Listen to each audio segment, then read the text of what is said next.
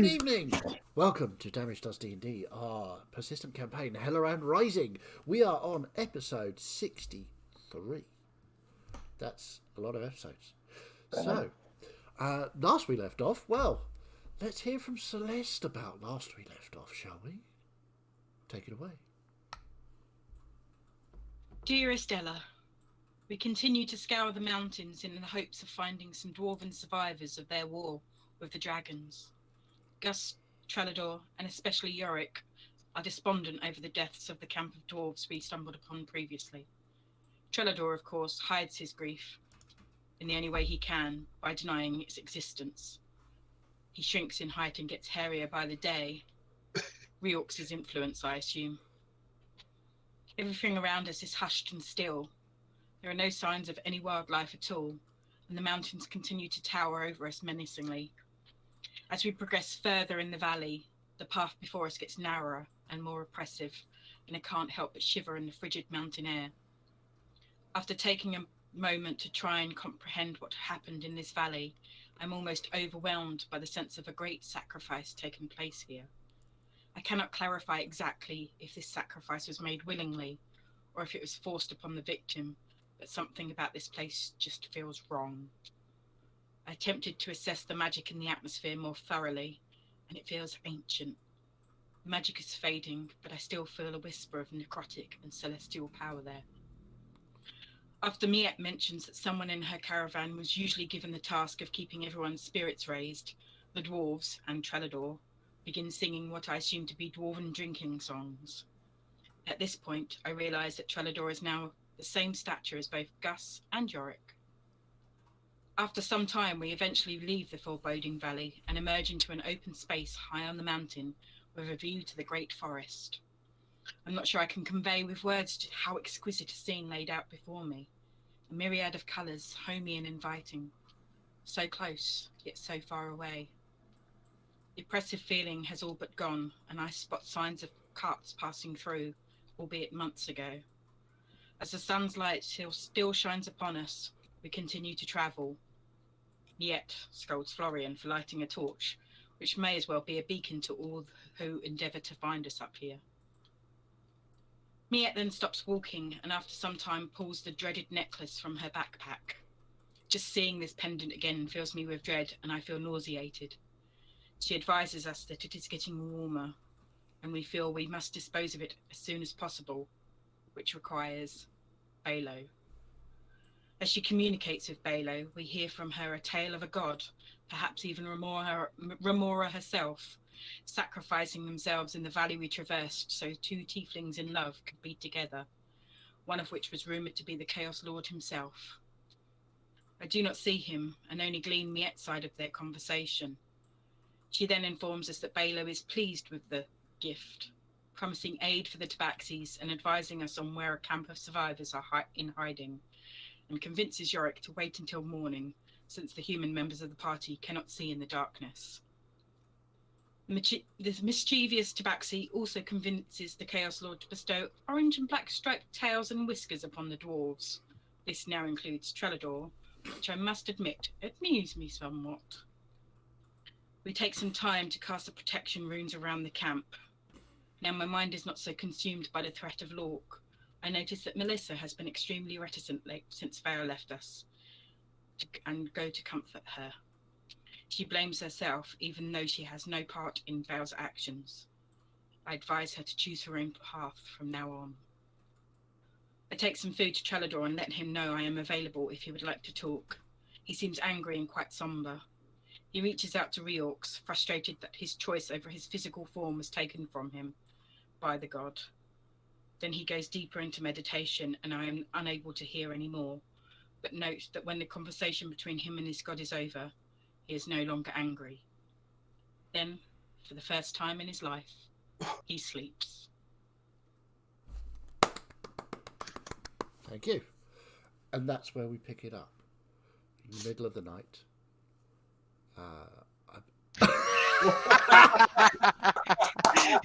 Fucking a million. That is genius. Oh my word. Look, I had to join the club. You're a wizard, Harry. Yeah. I do feel like I'm in Slade more than anything. But... Yeah. You're in Wizard. That's what you're in. I feel like you're about to bolt on the door and snatch Harry from Privet Drive. Awesome. James. Come on, James. Come on, James. You disappointment. Yeah, I James. know I am.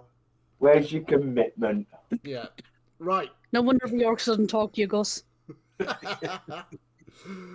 Oh my word. Okay. Sorry, yes. Cool. No, that's just genius. If you don't have an inspiration point, have one now. Please remember to use it if you do have one. No, if you don't, just never have use one. them. Forgot you said you'd ordered that. That's I ordered it last week during the session. perfect. Brilliant. Perfect. So, that's completely thrown me. Good work. So, we pick it up with Trelador. I believe the people on watch were Celeste and Me and Florian and And Yorick. Florian. Yeah. I think, Yeah. yeah. So, I were there. let's have some perception checks for you. As you are. I will say with Nat's recap, I was chuckling to myself every time she said valley. I instinctively go to the Welsh, and we've just been through the valley. That was a terrible perception check for me. 19 for me. Mine was 17. 19.7. And 16 for me. Nice. We're going to get murdered in our sleep tonight. I rolled a 3. So, it has been pointed out that we literally have ZZ Top on stream now. yeah. Because if you remember, the only two people in the band that had a beard were Dusty ZZ Top. and Yeah. his brother. And Frank Beard, the drummer, didn't actually have a beard. Awesome. Because he had a beard in his name. Exactly. James is the drummer. Yes. So, with those rolls, the air up here is clear, sharp, and cold at night. The skies, you can see, are filled with stars. There's nothing to interrupt the view. And looking around, you see it's literally just darkness everywhere. There's a wall beside you of the mountains going up and up and up. And on the left-hand side, not here, but in places it's almost a sheer drop. Here there's a sort of gradual slope, and then further down there's a drop. But there doesn't appear to be anything moving, at least nothing major. There's not even any like peripheral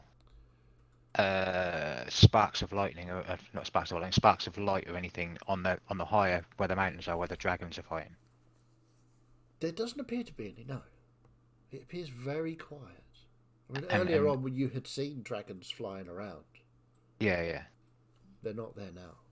And on the lower side where the drops are, that's where we can see forest. Well, Am I you can't correct? see forest anymore because it's too far away and it's dark. But there's land. There was Yeah, like, there is land between the sort of steep drop-offs and cliff edges and the forest. and no get sign of there. a weird fog anywhere near that for as far as we can see. Not as far as you can see. Okay. So,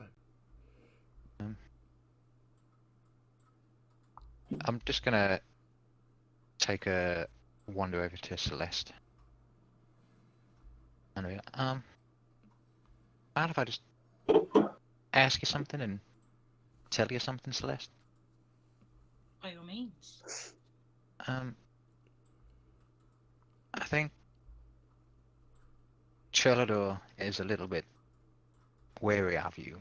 I don't think he noticed himself when it first started to happen, but obviously he was singing along with those dwarven songs. And when you spoke to him in Elvish, he didn't understand it, did he? No, but it seems to make sense now. It does. Not entirely sure it would to him, but I think he thinks you may have put a spell on him or something. But I thought I'd just let you know, just so you can maybe have that conversation with him if you want to. I appreciate your concerns. I will speak to him in the morning. He seems to be asleep right now. When I say conversation, it's as few words as you can probably use too. Of course. Hey, have either of you got any spare paper I can use? I can probably get some. I've got some for my I was about to say calligraphy, but it's not my Cartography. Your Cartography. cartography. cartography. But how much do you need? Probably quite a bit. Well, I haven't used it for a while. It became a bit redundant. There's no point in drawing a map of where you've been in case you get caught or lose it somewhere and people know where you're going. So yeah, I mean, Thanks. doesn't Take as much paper as I can and start writing. Okay. Is there anything I can assist you with, Yorick? Nope, that's good. This might take me a while. There's a lot to remember. Sorry, I got it. Okay. and I won't do what Gus and Cholador did to you. Yarrick, just in your own time, whenever you get the quarterstaff. I'm not waiting on it, so whenever you can do it is not imperative. Yeah. I'm going to do this tonight, but yeah, I'll get time over the next week or so to get it done. Yeah, that's fine. I know they were kind of hurrying you up a bit, and I didn't want to come across like that. Yeah, it's fine. I'll get it done. With such sincerity. No, I didn't. That's Florian being Florian. Yeah, and with that, I'll probably, seeing that York has got his head in the papers writing stuff down and that, I'll just keep an eye out and ear out and everything. Okay. So, with Yorick scribbling away and Celeste and Florian on lookout, a couple of hours pass. Who would you like to wake up for next watch? I'll say this to both Celeste and York. I'll be like, maybe leave Cholador for tonight. It's his first time of getting a proper sleep. I was going to say. Don't worry, I'll get Gus up. I'll give him a little kick. And I will wake Mayette. Yeah. I still got a tail. So I was cuddling my tail when I went to sleep. Yeah, you still got a towel. I thought Briox got rid of that, or is that just for Trellador? Oh, Trelador's towel's gone. Are we doing one watch or two? And, Yorick's two tail watches is or gone, three? but Gus still has a tail. 2 watches or 3, Chaz? I would suggest I would suggest 3. Okay. And how long would a watch be? 2 to 3 hours? Yeah, about that. I'd sort of do 1.5 watches. Yeah. It's just I'm just thinking about this because Melissa's going to be the only one on her own. That's If we okay. do it like that. But yeah, No worries. I'll I'm find a sure place and nothing will stuff go to wrong. sleep. Usually. That's Cholador farting in his sleep. Thought it might be. See that inspiration point I gave you? So, you wake Gus by kicking him. Yep. And I'm going to go, Fergus! Trying to impersonate his mum. Mother? make a performance check. You can have advantage because he's asleep. Oh, 11. 11. I mean, it doesn't sound like your mum, but it's got that tone. You know that you're in trouble. You've slept too long. I'll just sit bolt upright and drop my tail as if I was being bad by holding it. Yep. It's only me. Time for a watch, mate. Oh, you bugger. Hey, could you check this for me? I've been doing some writing. Just make sure I've not missed anyone off. All right. Show him, and it's. I've tried to write out a family tree as far back as I can remember. Okay. Fair enough. Yeah. Mm, I'm sorry. But we need you to take a watch. we need the wet paw back so I can sleep through the night.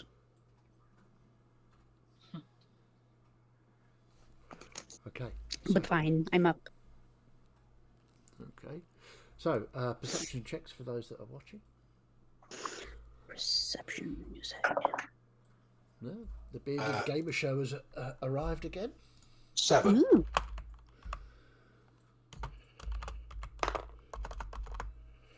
7 12. and 12. We're Well, I'm still definitely awake for the drunk first half, and I got 28. in our sleep. That's good. That actually reflects me because I'm going to go up to the actor. Yeah, look, I've got this thing. You've got one too. What do I do with it? Is it good for Well- anything? I mean, it's really cool and everything and fluffy and feels really nice, but what can it do? You can chase it. You can use it to try and catch fish. Fish? Fish. Okay. You can use it to annoy people. I particularly like using it for that. All right. I'll have to try that when Yorick goes to sleep. What do I do Yes. with it? Do I smack him with it or what? You sit somewhere close to him and pretend that you don't notice that it is waving around until you smack someone really hard in the face. Can I wave it around? Can I? And I'll let go and try and wave it around. Okay. You may need to practice a little Wiggling bit. my It's thumb a new little to you. bit. I don't know what I'm doing. I'm just trying to think of a sort of an ability check for waving your new tail that you've been given. Wouldn't it be dexterity? Because yeah, it's a new give muscle me you a haven't strength learned yet. dexterity roll. Okay. Oh, that's a massive 10. 10. Yeah, you sort of you're sort of wiggling your shoulders and your bum, and your tail sort of, but it's not really wiggling as such. It's just sort of you're just moving it, and it's moving because you're moving.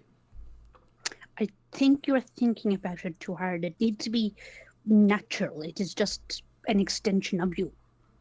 Well, I've And only you got missed a couple of hours, so it's a bit difficult. You'll be asleep for those hours.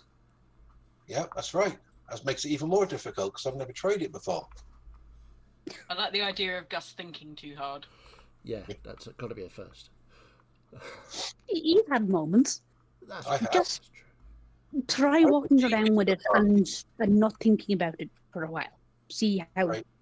it goes. I'll do that then, and I'll literally walk round and round the fire, purposely trying not to think about my tail.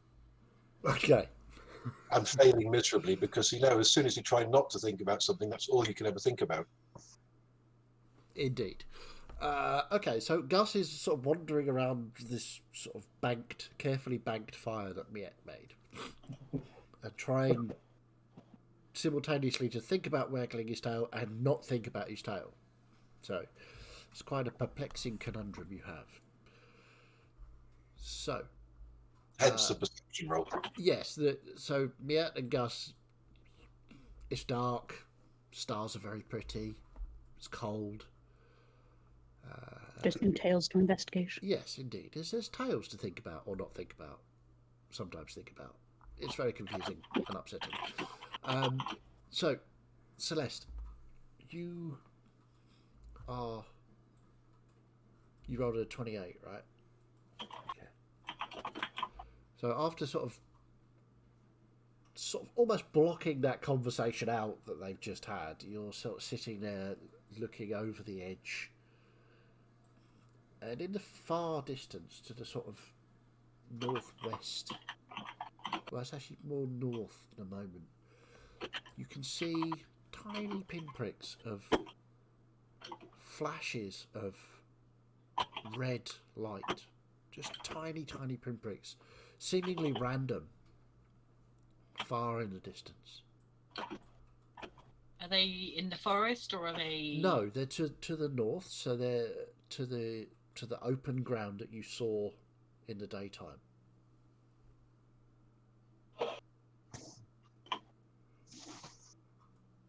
They don't get any closer. They don't appear to be moving. They're not sort of constantly on. It's just a sort of woof, almost like an explosion or a spurt of fire in the distance. But So they're do really I- far away. Do I suspect it might be more of the war going on?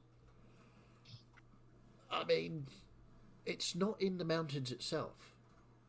It's down on the plain. So, I mean, it could be, I suppose.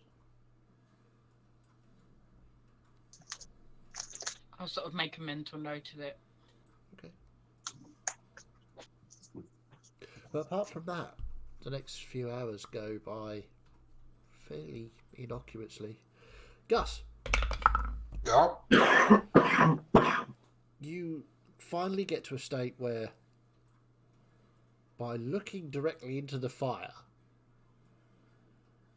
and then looking away so that your eyes are like completely frazzled, you can't see anything, you're concentrating on that so much that your tail, you can feel it sometimes, you just go and twitching.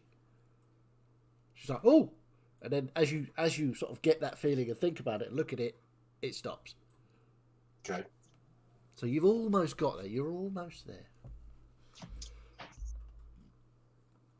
I need to have my meditation, so I will leave you two to continue. All right. Night night. I believe Melissa and perhaps Trellador, if he can be woken off from his first ever sleep. Oh, don't worry. I know how to wake up a dwarf. You kick him really hard.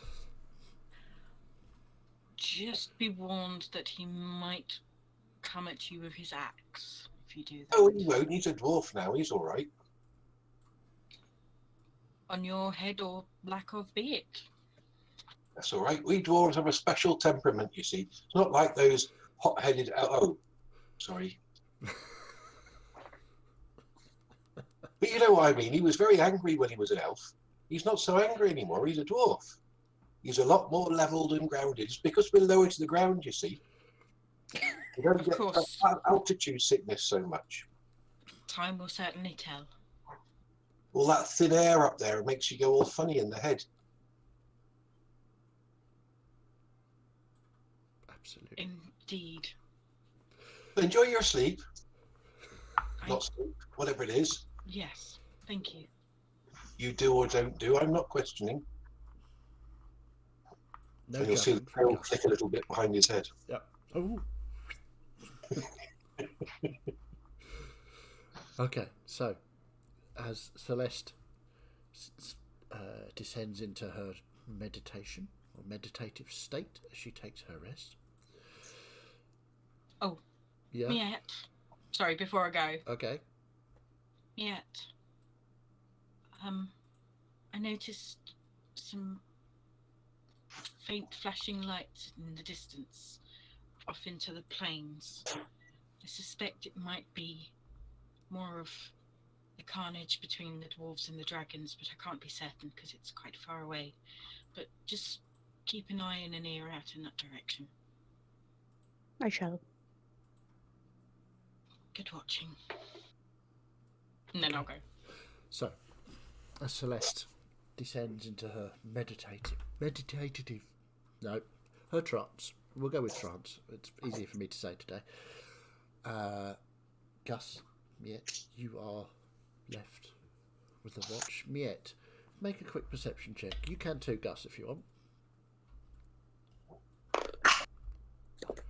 You can have advantage, No. Miette, because Celeste has already pointed out what she wanted you to look for. Come on, dice. 12. 12. Got 17. 17. That was the better roll. Oh, good. Excellent. So, you're sort of looking out towards the north where Celeste was indicating she'd seen something. And Gus, you see them in the distance, the little sort of spurts of fire every now and again. It's very random. And you guide me to look. And these are like plumes of fire that exist for a second or two. You've seen these before, Miette. You know what this is. It's perfectly natural. That's up in the north. And if you consulted your map, you'd know what that area was called. If I consulted my map. My map for no apparent reason. I know what it is. What is it? It's the giants lighting their farts, isn't it? I've heard about them. There's a story we tell at night about them giants. They walk around down here and they light their farts off, and that's what they look like. Close enough. Like I can add that to our Law of the land? not quite the word I was looking for. Kind of like our circular of stories, our Ah, right. Yes, your routine of stories. Your arsenal of stories. I can add that to the legend, to our legends, if you like. All right. It's a Well, good someone told us- story. And There they was have someone competitions. who told us to look out for something here, wasn't there? Who, what, where? In the fire, we were to look for something in the fire. I don't recall. I don't know. I thought it was down south where we viewed the dead forest, but maybe it's here. That was a long time ago. I can't remember. Well, maybe one of us will remember for the morning. Maybe. Look, my tail's wagging. Excellent. That is actually a sign that you were thinking hard. Well done. Oh, okay. See, if you were a kitten, you would learn this automatically when you learn to walk. But now you're having to learn your tail is an older established. Apart from being really cool and stuff, does it actually serve a purpose? Balance. Balance? Aesthetics. Does it Balance make and more aesthetics. balance, does it? Oh, yes. I'll try spinning round a few times and see if I don't fall over. Okay. Make a dexterity check. Didn't Miette fall off a roof one time? Yes. Shut up. 16. 16. Yeah, I mean, you spin round in a circle a couple of times. You don't fall over. It's Oh, obviously that's working. yeah, good. I didn't fall over. I like There that. you go. You might find it very helpful. Mm. I do like the idea of catching fish with it, though. I don't quite understand how that will work, but that'd be really cool, especially when I don't have my fishing rod. I was never much good at it because I don't like the water much. Does it mean I However, don't like the water anymore if I'm turning into a cat person? you could end up being more like Snow. He was always wet. And a bit loopy. That I too. mean, it's really I think nice. Good friend. I think that goes with the wet because to back in water, it makes no sense. Do you think he got water in his head and it made his brain go all squishy? I think so, to be honest. I've heard that. Having from waters make no water. sense to me. You know how you cure water in the brain? Go on. The head.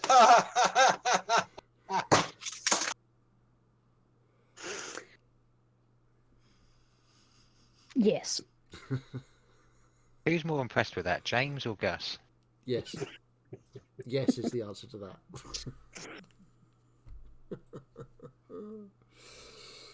Okay, so the next hour or so passes with this conversation, and The fires don't get any closer. And the end of your watch approaches. Are you waking anybody up? Yes. Now would be a perfect time to try and use your tail to wake up Trellador. All right, You can okay. practice. I will. Okay, I'll sneak up to Trellador, and I will tickle his face with my tail. Okay, give me a stealth check with advantage because he's asleep.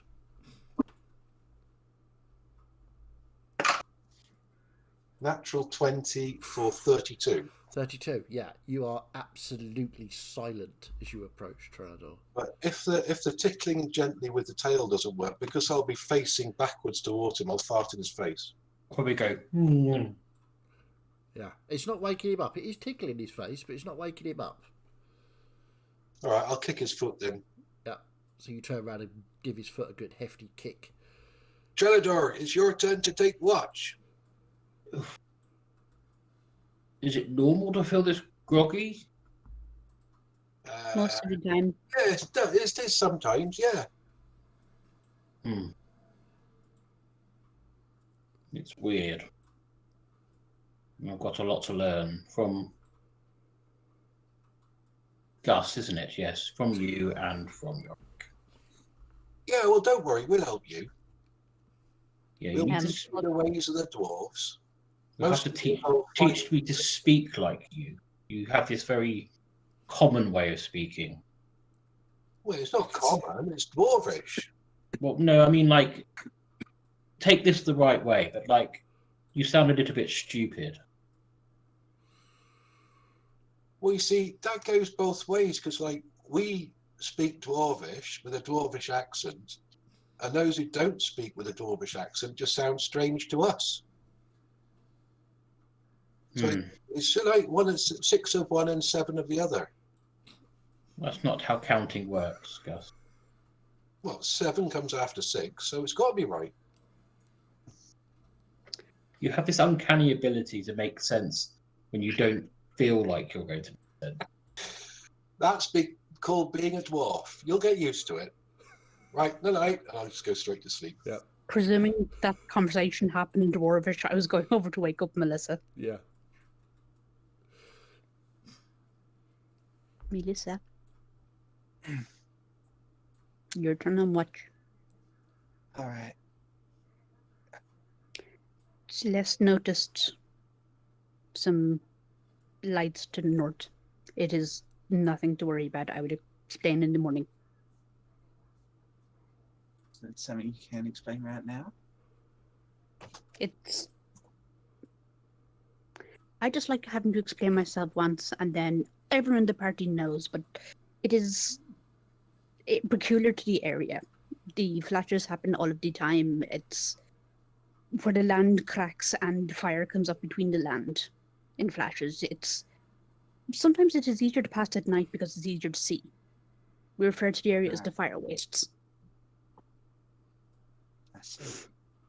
But it is not a sign of the war. It's not coming any closer. No, but it may be somewhere we need to go, probably at some point. I was trying to remember earlier with Gus that I had thought there was someone who had told us to search in a fire waste, or that there was something to be found there, but I can't remember the details. Well, from what we know, the fire waste is where Amash's temple is, so that's probably where the cult is being held. So. Then we'll have to tell Florian in the morning. We will. All right. You get Sick some watch. rest. I need to get the sleep out of me. Okay. So, as Gus straight out like a light and curls up and goes to sleep, some perception checks for Melissa and Trellador. Natural 1. Excellent. Natural start. 20. Awesome. So 25. 25 and 1. I'm Excellent. probably You're very Really embrace around. that. You are very groggy and straight. It's really odd. Normally, you, from your meditation, you wake and everything is working as normal. Now it seems your eyelids are heavy. It's very pedestrian. Everything is an effort for the first sort of 10 minutes or so. You know, what is going on? Well, as I've got a natural one, I probably wouldn't be paying attention to what I'm doing. I'm just walking around the camp, sort of like not exploring. Not want to say exploring myself. I want to say not like that, but like I'm stretching out. You know, testing my arms. My arms are different lengths. My legs are different lengths. Like, you know, getting used to my new body, basically. Yeah. Okay. So exploring yourself. I'm exploring myself. Excellent. So that And I double check that I don't have a tail. You do not have a tail. Okay, so Melissa, you, after Mia has informed you about the fire waste, you look over and it takes a while, and then there's a bright woof of fire, which then dies down. You sit, you wait for a bit more, and another one shoots off in a different place. It's odd, and it's very far away. It doesn't seem to be a threat, as Mia intimated, so yeah. I'll do a couple of laps of the camp. Yeah. Keeping up and stuff. Looking up to the mountain range above you and beside you, you do see some shapes in a sort of slightly lightening sky of dragons.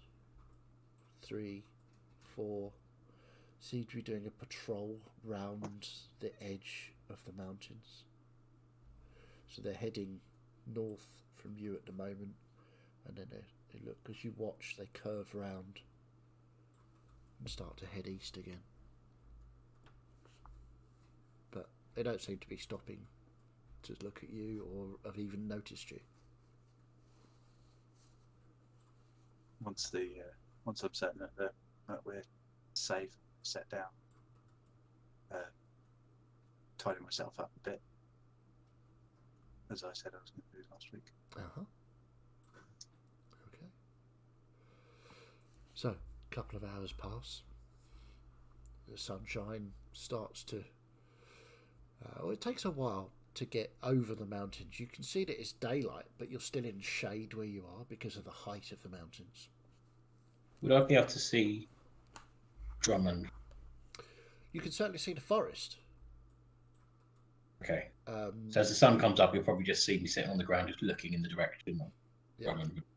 You can see that the beautiful different shades of this forest, and you know from personal experience, this is more of almost like a jungle rather than a hardwood forest. It's got vines and creepers, and different areas of the Great Forest are different types of forest. You know, the elves have created and curated this space to be every different kind of forest that there could possibly be in one place.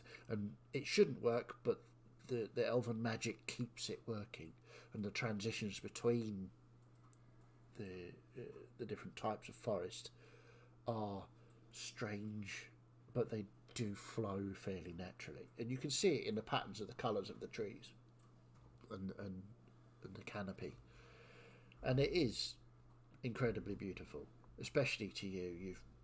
It's where you were born, it's where you lived for a long time. Yeah, I'll just be sitting on the ground, just looking in that direction, just staring into the forest. Yeah, I'd probably walk over and sit a little distance away to give him space. But if I notice that, can I help you? No, I'm just making sure you're all right. Sitting on the ground, also am I right? You sure? Everything's. I mean, I was sitting on the ground, but I'm closer to the ground all the time now.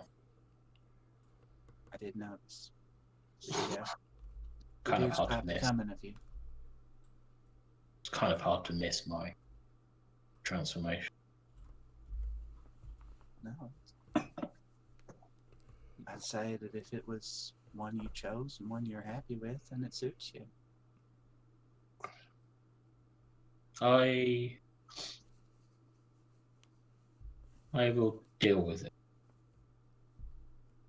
You know, it's a chance for a new start. Maybe. New starts again. Kind of what I. Anyway, we should wake the rest of them up. Yeah, Moving. Celeste, you awaken from your meditation and Should see probably share. Melissa and Trellador having a chat. I'll just sort of stay away for a moment. We probably should. No. Wake them up. And I want to go and wake up Gus. Okay. And I'm going to wake him up by a minute. Okay. So you kick Gus. All right. All right. Oh, you're getting there. Well done. And I'll just put out my arm and help him up. Now, you see, I forgot. Yorick asked me to do something last night, and I forgot. I'll quickly get the thing out and start reading it and scribbling names in, but I can remember. I'll leave him to what he's doing and carry on waking. Okay. So you're all waken, refreshed. You can have a long rest Okay. if you need one. If you don't, then that's fine. So what's the plan? We're going to find the dwarves and help them. Yes, Miette told us that about a group of survivors. Yes, half a day's journey in this direction. Well, let's go then. Yeah, we should probably get moving. Okay. So you break camp, start following this. It's not really a path. It's more. It's a suggestion of a path. So many paws have walked along it that it is almost a path. Are we still going sort of like perpendicular to the forest? We're not going into the forest. No, you're not going anywhere near the Tracking forest at it. the moment. You're sort of going parallel to it. Yeah. Okay. Along the side of the mountain. And as you walk further and further, I would like a marching order, please. Who's leading this? Probably me and Mia again. Okay. Presume so, since, knowing the area and all that. Mm-hmm. Okay. Just checking that, Martin, you know you're muted. Yep. Okay, cool. Oh. It's difficult. Sometimes I can't see your lips because your beard. I try and poke them through the beard a little bit. Does that help? Oh, that's much better, thank you. Okay, The so dwarven pout. yes, Next year's luck. Or say this season's luck. yes, indeed. Trellador appears to be melting. Okay. Not melting, it's just very itchy. With Dan with the beard down there like that, he now looks like a 16-year-old emo kid. Okay, cool. So, Miette and Florian are heading the party.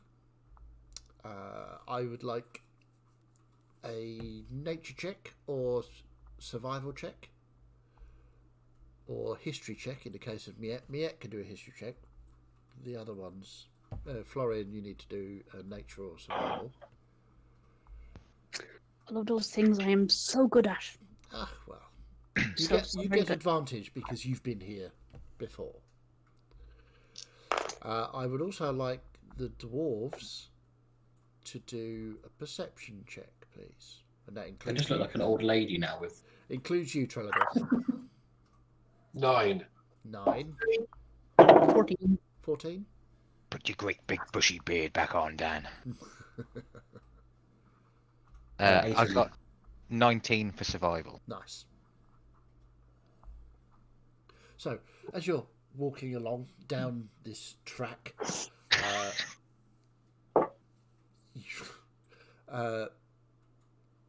every time I look down, Dan is doing something different with the So hair that's and why I beard, giggle, because and- he literally just went yeah, indeed. like that. So I haven't had L'Oreal, hair for a while L'Oreal moment there. Uh, because Reorx is worth it. exactly. Um, so it's fairly easy to follow this path. It's Miette, you've been here before. Florian, you haven't, but it is fairly easy. It just winds down the side of the mountain. Occasionally, you'll see an absolute sheer drop to the left, which is a bit concerning every now and again. But you manage to sort of avoid those and guide the party through. Just a question. Sure. The sheer drops, you mentioned them last night, but obviously you couldn't really see them with it being dark. Hmm. Do they look natural or do they look man-made? They absolutely look natural. Okay, cool. This is like these are ancient mountains that have been here for so long. Bits of them have crumbled away and have just fallen down onto the plains below, Yeah, okay. creating these weird drops and breaks in the path. You carry on. So what did my dwarves get for perceptions? 18. 9. 26. 26. Okay. Yorick. As you're going further north, you get a strange feeling. Feeling you've not had for some time. Reminds you when you were back hunting. Hello, we lost our cat. And, Sorry, back in 2 seconds. okay. It reminds you of when you were hunting, and you remember a particular type of dragon that you would hunt down. Used to burrow into the rock to make lairs. They were quite rare, but you remember them being very violent. And it feels like that. You can't see any obvious like burrowing shapes, but it's just a feeling you get.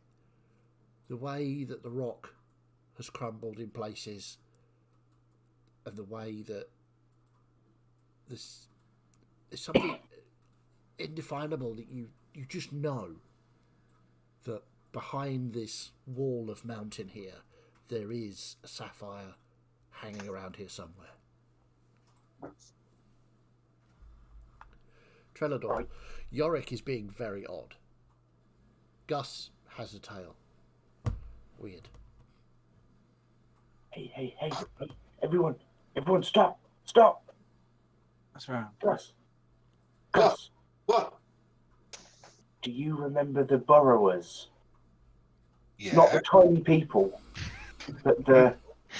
I wanted to say something, damn you. Every time. Yeah, the sapphires that would dig into the rock. they're really nasty ones there, aren't they? There's one round here. I can feel it. Oh, Is it like your monster hunting senses? Yeah, I don't seem to have those. they'll come. Yorick's Shit. dragon senses are tingling. Should we be prepared for a fight or prepared to run? You're asking the wrong people. You know what they I will use my primeval awareness Okay. to detect dragons within 1 mile of me. Okay.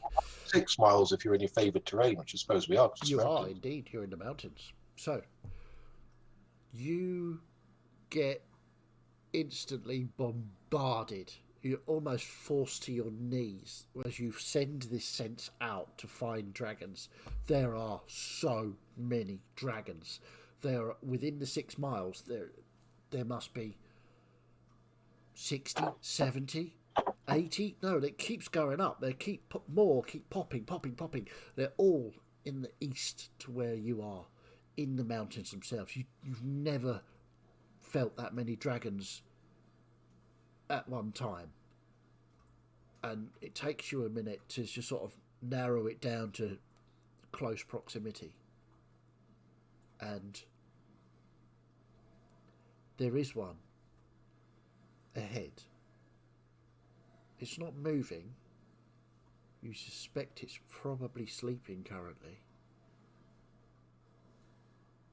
but there's definitely one ahead in the mountain. But it's directly ahead of where you're going to, as you're curving right. around the mountain.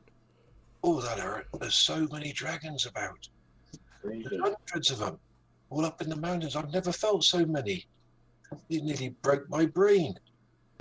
But there's one just ahead of us in the mountain. I think it's sleeping because it's not moving. Oh, Usually we just go and get it, but we're not meant to be fighting dragons, are we? Remember what Reorc said? yeah. So maybe we should try and sneak past it. Maybe we should find it. If it's sleeping, leave him a note saying, we chose not to murder you in your sleep. Some friendly dwarves. Write that down, Yorick. You know, because if we just take the option to walk the other way and not kill them, then they'll never know we're not killing them. That's true. So we need to tell them that we're purposefully not killing them. Well, if you want to write that down, then I'll go and leave it a note by its while it's sleeping, so it'll see it when it wakes up. Yeah, all right. I was going to suggest something similar rather than just walking by. Lee. I'm saying this quietly. It's just so I'm not whispering and you can't hear me. But would it not be good if, I mean, if you know what type of dragon it is and what pisses them off and maybe what we could talk to them about just to get the point across, would that not be better? Well, this type of dragon is very, very aggressive, and if it knows you're there, it'll try and kill you. Can I just ask a really stupid question, Gus? But I feel like we should cover all bases. I was You have always accounted. You have accounted for your dragon, yes? I have what? You've accounted for your dragon. My dragon's not here. Are you sure? Yeah, Bridris is away. Yeah, Away. I've never seen Bridris burrow. No, Bridris is a burrower. Okay, I just thought it'd be, good to check these things. I'm This not saying you've got previous, but This one's a sapphire, you see. They burrow in the ground.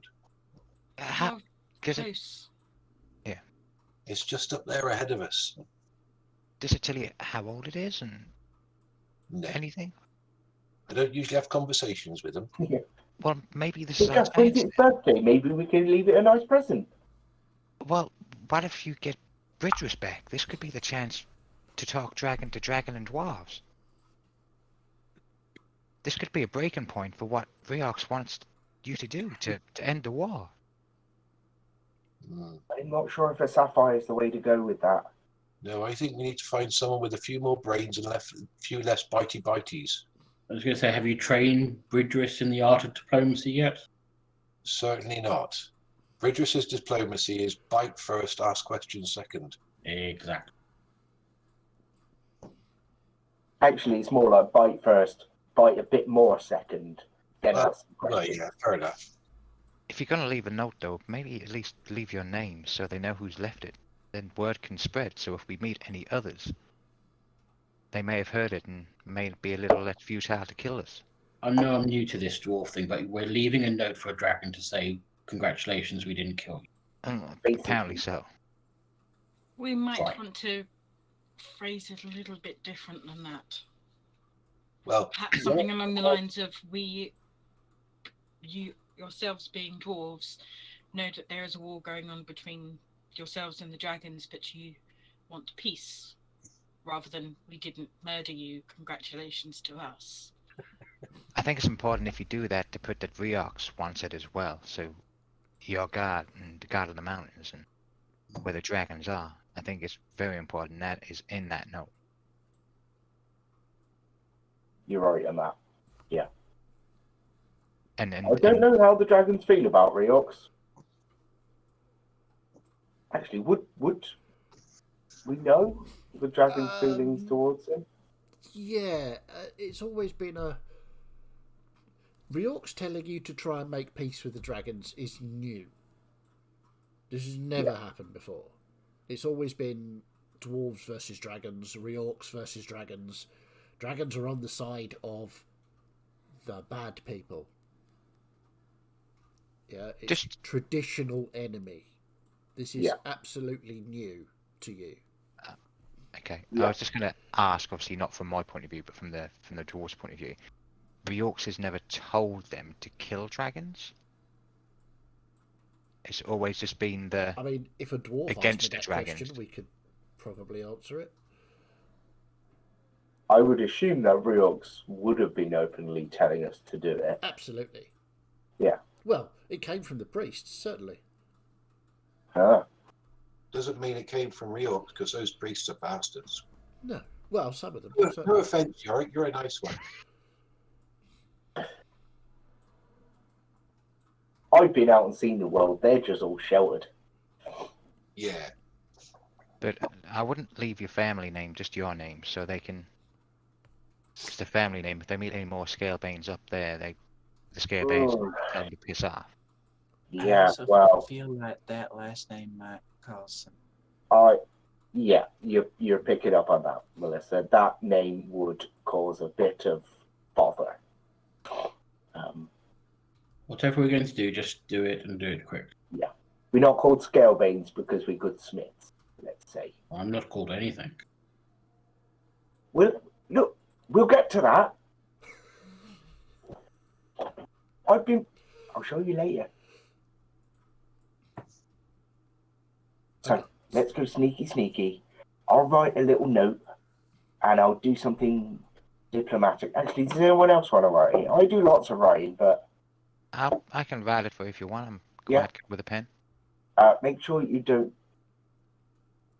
Do you have pens? Well, you could You're- write it you're in the- Draconic as well, couldn't you? Oh, I could. No one Yeah. else is Draconic, do they? I believe Yeah. Florian does. Is it Do you? Draconic? Do I? Oh, it might have been Oh, something I else. do. Brilliant. Jazz, I now speak Draconic. Thank Do you, you? Celeste. Wow. Yes, marvellous. And who gave you this magical power to switch languages? One does believe it's next level. I see. Okay. Sorry, I got confused. It's obviously another language that you speak that's not No. as common. I'll write it then in You Draconic. write it in Draconic. You just tell me what to write then, because I'm not very good at words and stuff. What do we think? Like, Dear Mr. Dragon, Or Yeah. Mrs. this is a public service announcement.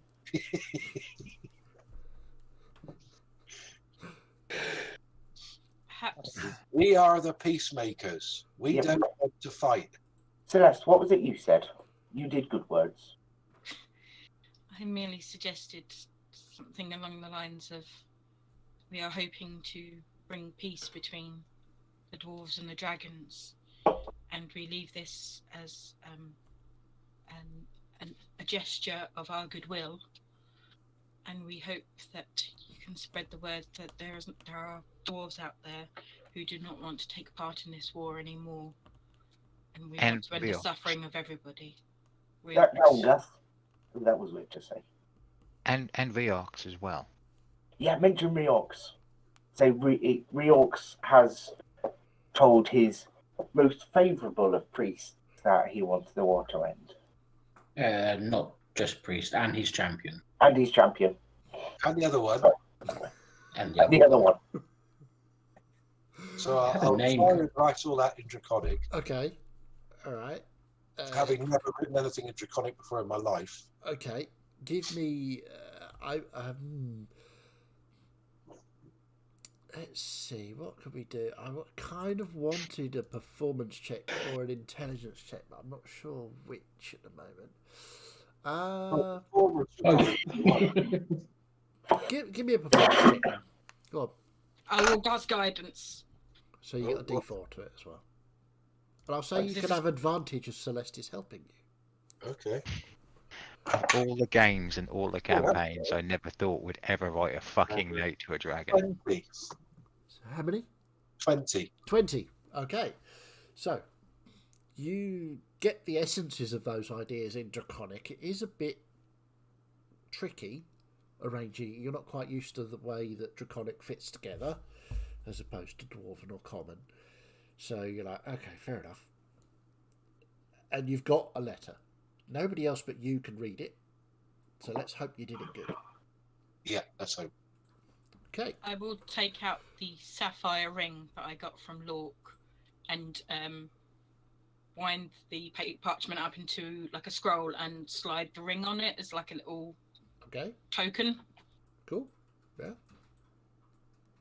So when everyone's got past, I'm going to sneak Well- round. We'll get to that in a minute. Okay. So, That's my Well- intention. I can make us a little quieter as we're passing that area, so once we get within a certain distance, let me know and I will activate that power. does it tell you your sense how far away dragons are? And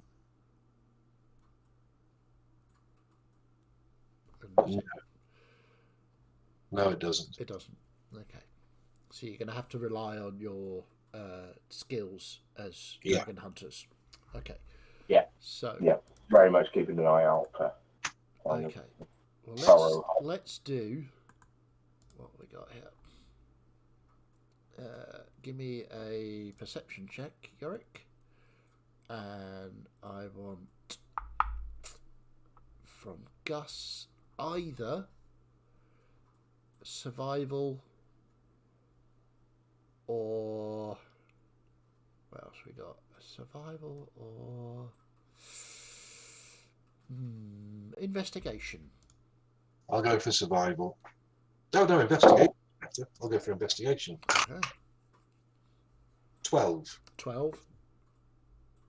Natural one for 9. For 9. Perfect. Okay, so you start to set off. You're going quietly, yeah? You're going to go stealthy? Oh, yeah. Okay. And I think someone's going to cast Pass Without a Trace. Are they now? I said I would when we were getting closer. Okay. Well, are you closer? I think we should start it now, just in case, because we know it's over there somewhere. We're not entirely sure where. Okay, I will make it so. Okay. So you pass Pass pass without a trace. I want a stealth check from everybody with your plus 10.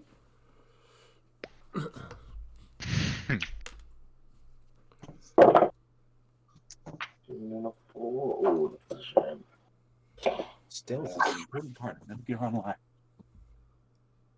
I'm really glad for that number? plus 10. Plus 10 helps.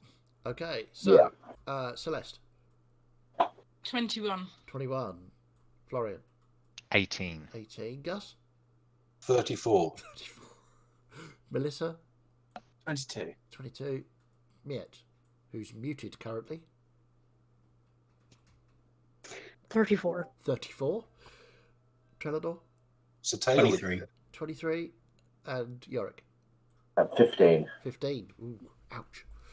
So, Yeah, disadvantage.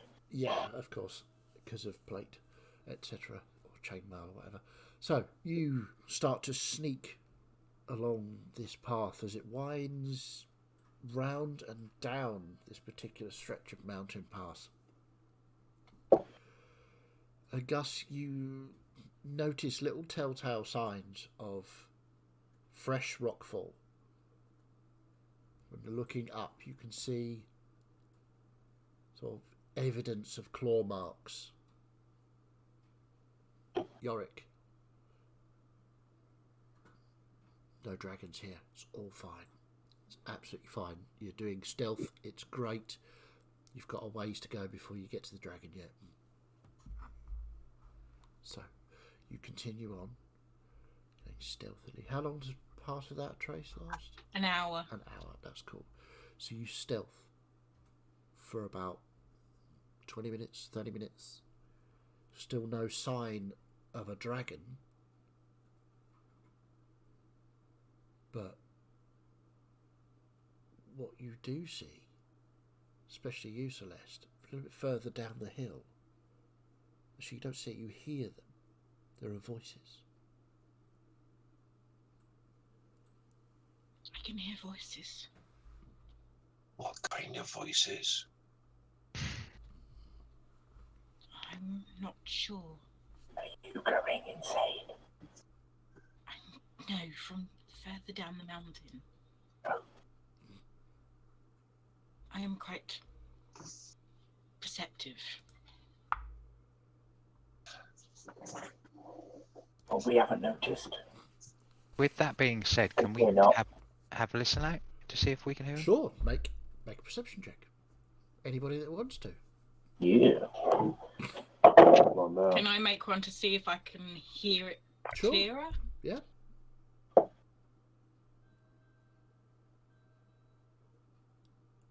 got a 10. A 10. I got a 10. A 10. I got a 17. I got a 17. 19. 19. 20. 20. Unnatural. Okay. So, you three. So you all pause to listen. You can hear very faintly dwarven voices. Just faintly. Your estimate is probably 200, 300 feet away. In Dwarvish? It's in Dwarvish, so you don't know what they're saying. Nor do you, Celeste. But Yorick, that's Dwarvish.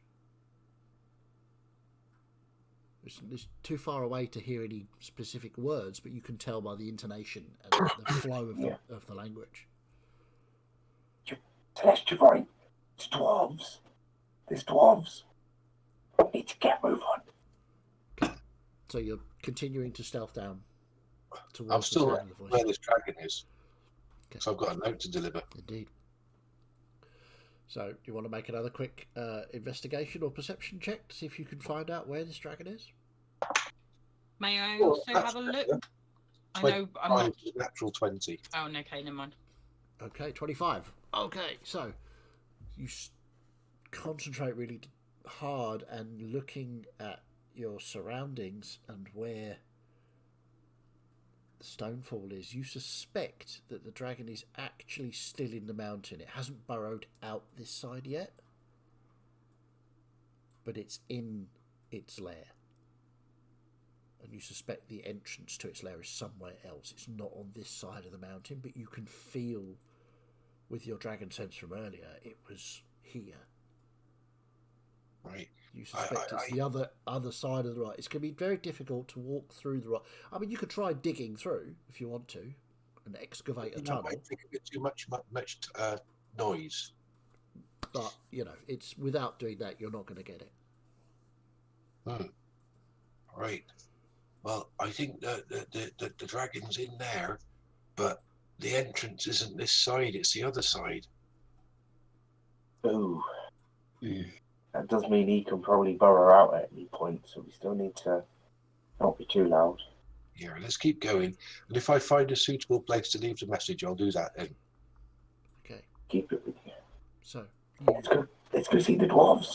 keep Yeah, let's on do that. down this pathway, which leads, and as you're going, the dwarven voices get louder as you turn round the side of one of the mountain passes. You can see a small space down below, about 100 feet down, where there's a tunnel entrance or exit, and a group of dwarves. It's about 20 of them, and there's a voice, Yorick, that you haven't heard for a long time. Uh-oh. I mean, you haven't seen him since you were very small. It's Corman, a very distant great uncle, who's well over 200 years old. And you can hear him. Well, I ain't got no further. We sit here, not heard it. I don't care. If he comes, he can eat me. And others trying to sort of chivvy him along out of the tunnel. But it sounds like he's refusing to move. I'm just going to be racing down Okay. at this point. So as you racing down towards the tunnel, Gus, I'm assuming you're going as well? Oh, yeah, I'll go as well. So you see the pair of dwarves racing down the path now. All pretense of stealth has gone. They're just belting full stretch to whoever these dwarves are. And that is where we'll take a little break. Okay, so we'll be back very shortly. Go and grab a drink, have a little refreshment, and come back. We'll be very shortly.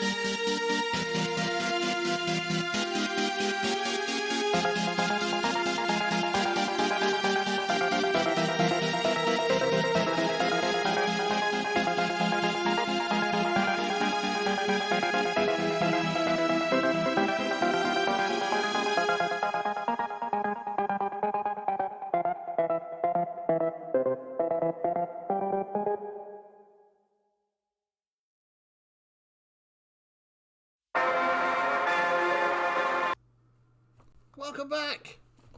So, when we left off for our break, the dwarves were belting down the mountainside towards their fellow dwarves. That's where we pick it up. Yorick, Gus, as you run in, dwarves turn round. There is, it looks like, hang on,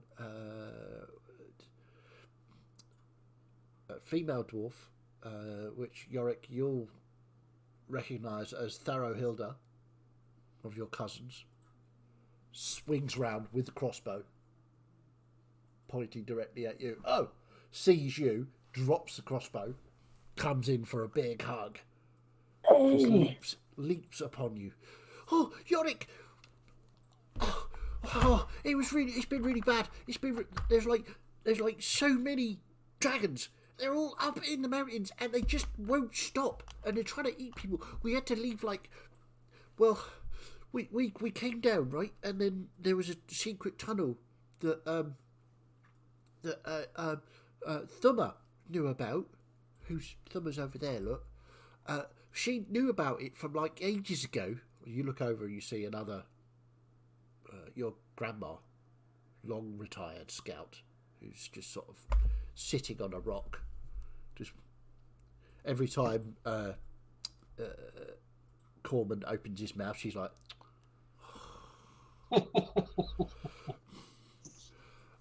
So yeah, she knew about this tunnel, so we tried to escape. We took loads of people with us, but we had to leave because there was a sapphire in it, and there was a lot. It was a big fight, and we lost a lot of people, but I got all of the people I could to safety, and she sort of gestures around. This is kind of it at the minute.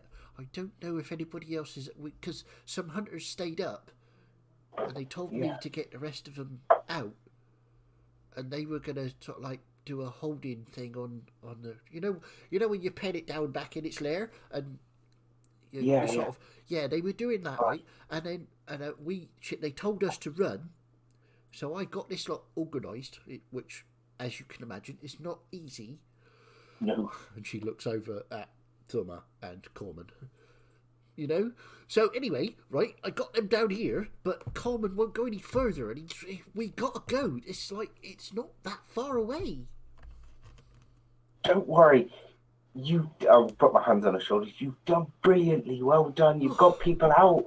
Well, thanks, but like, there's so many people stuck, and Yorick, there's like so many people gone. The dragons, they came out of nowhere, and they came up from. There were so many sapphires come out of the rock at us. We didn't have time, and all the people were like. Just like they were screaming and running, and it wasn't hunters that were being eaten at. It was, the cooks and the smiths and the priests, and everybody got it, and it was horrible. And we didn't, and she starts to cry. I did my best, You've done great. I'm so proud of you. We need to get everyone moving though. Yeah, I'm sort of in charge, but obviously Corman, he don't want to go nowhere, and Thumma thinks that Corman's a bit of an idiot, and Well, Camarika's here though. And you point. Oh, great! And the little child dwarf is sitting, sort of kicking her feet against the rock. With a stubbly beard. You're right. Hello, Yorick. Hey. We're on an adventure. We've come like through the mountains, and there was like dragons and fighting, and then I got to fire a crossbow. And she pulls up a crossbow. So it's only a hand crossbow, but it's still a crossbow in the hands of like basically an 8-year-old child. Oh, I was twice your age before I got to fire a crossbow. Because I'm so much more advanced than you is, you see. Well, quite clearly. Yeah, indeed. He was always a slow learner, that one. Yeah, he was when he goes. Yeah, I remember when you said that I was really good with crossbows. And Thumma said that I could be really good. Because she's like the best. Right. Good. That's good. You stay there. I will. I'm on guard. Good. Someone needs to be. You be careful though. Gus, keep an eye on her. All right. Oh. I'll sit down next to her. Are you gonna be my watch partner? I am, and I'll bring out my crossbow and sit next to her. This is great, isn't it? Well, apart from all the people like staying behind. I don't know why they stay behind. They won't tell me. I think they're on guard up there as well. Oh, right. Do you think I should go back and help? Should we go back and help? No, we've got to guard these people here. Oh, yes. Yeah. Right. Auntie Very Thara well said done. that we had to do that. Yeah. So, Darrow, Hilda, what name? What short of name do you go by? Darrow's fine, really. Darrow. Right. We need to get everyone moving. I know we've got some of the elders who might not want to move, but we really need to get them moving. Yeah. I am kind of on a mission from God. Well, it's funny you should say that, right? Because Fergal's here. You know, Right? Gus's cousin. Yeah. He's on a mission from the Orcs, he says. I should speak to him. Yeah, he's where is he? Oh, he's over there, look, by the tunnel mouth. You see a very young dwarf, decked out in cleric's apparel like yours. Very shiny, fresh cleric's apparel. You suspect he's not long been in the job, so to speak. But you recognise him, and Gus would recognise him if he as your cousin, Gus. Question for the DM. Yep. Have the rest of us caught up by now? Yes. So the rest of you sort of catch up, and you can see all of these dwarves, and there's a lot of rabbiting on in Dwarvish. So those of you who don't understand, None of these dwarves have ever seen tabaxi or elves or humans. absolutely not. So I'll just be standing behind Yorick, looking awkward, like, you know, doesn't really know which camp to sit in, like the outsiders. I won't say anything. as the rest of them arrive, Tharo turns round with her crossbow. Yorick, No. what's going on? These are friends, right? Okay. These are all very good people. And they're here to help. I don't want to be rude, right? But some I of know them are they're not very tall. tall. That's okay. I don't know you.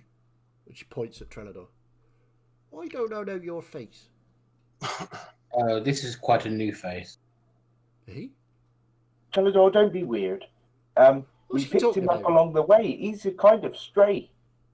But He's good though. Is He is a full champion of Riox. what? Yeah. Oh, Yes. that's pretty So, awesome. He Did you tell he him the deserves champions have to do the respect. dishes? That's what Corman says, anyway.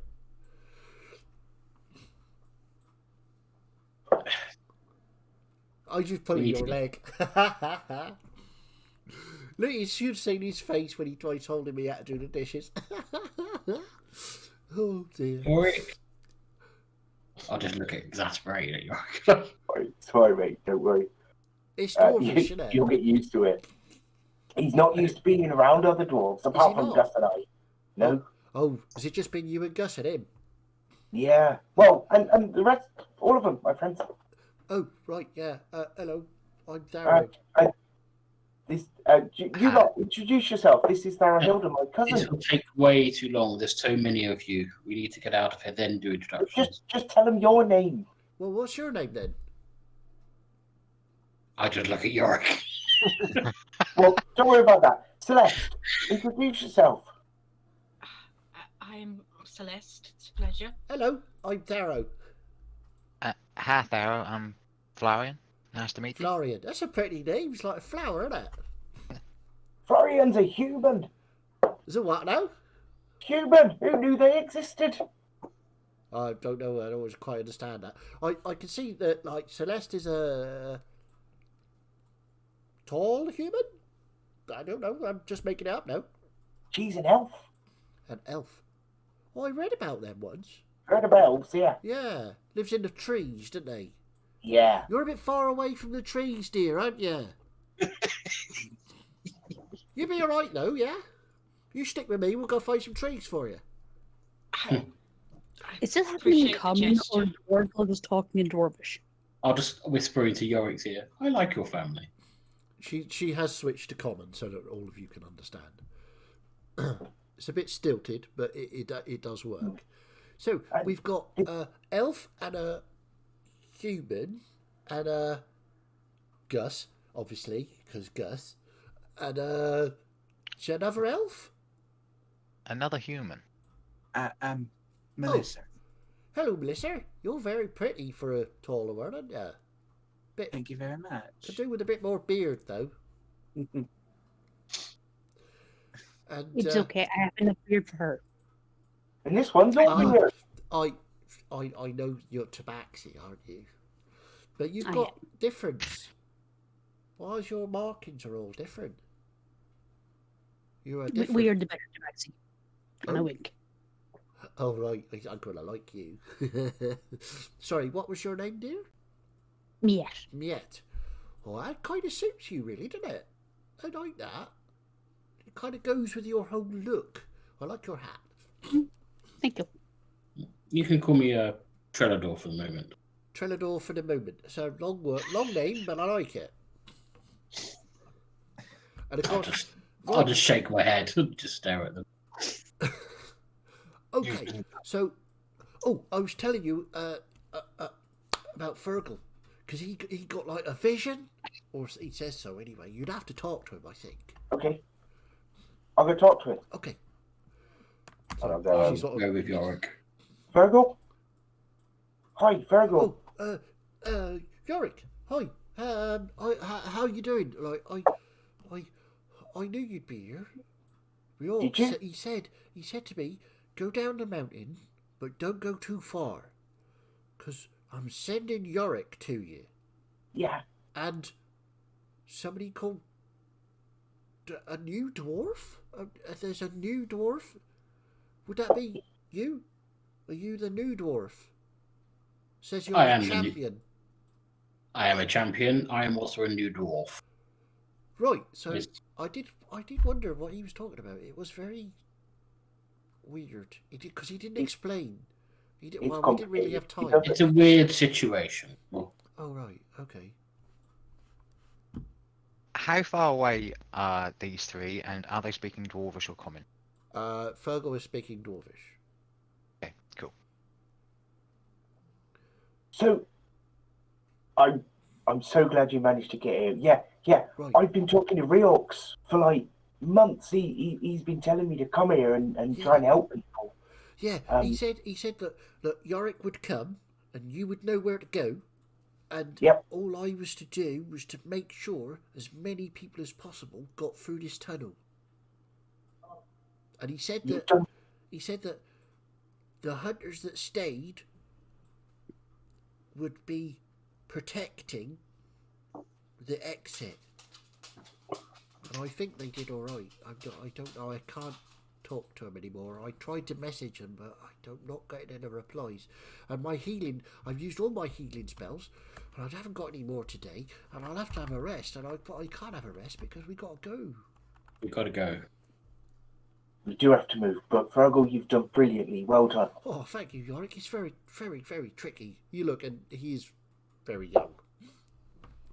It's all right. For a cleric. I'll take over for a bit, and I'm going to try and find a rock or something to stand on. Yep, easily done. There are plenty of them here.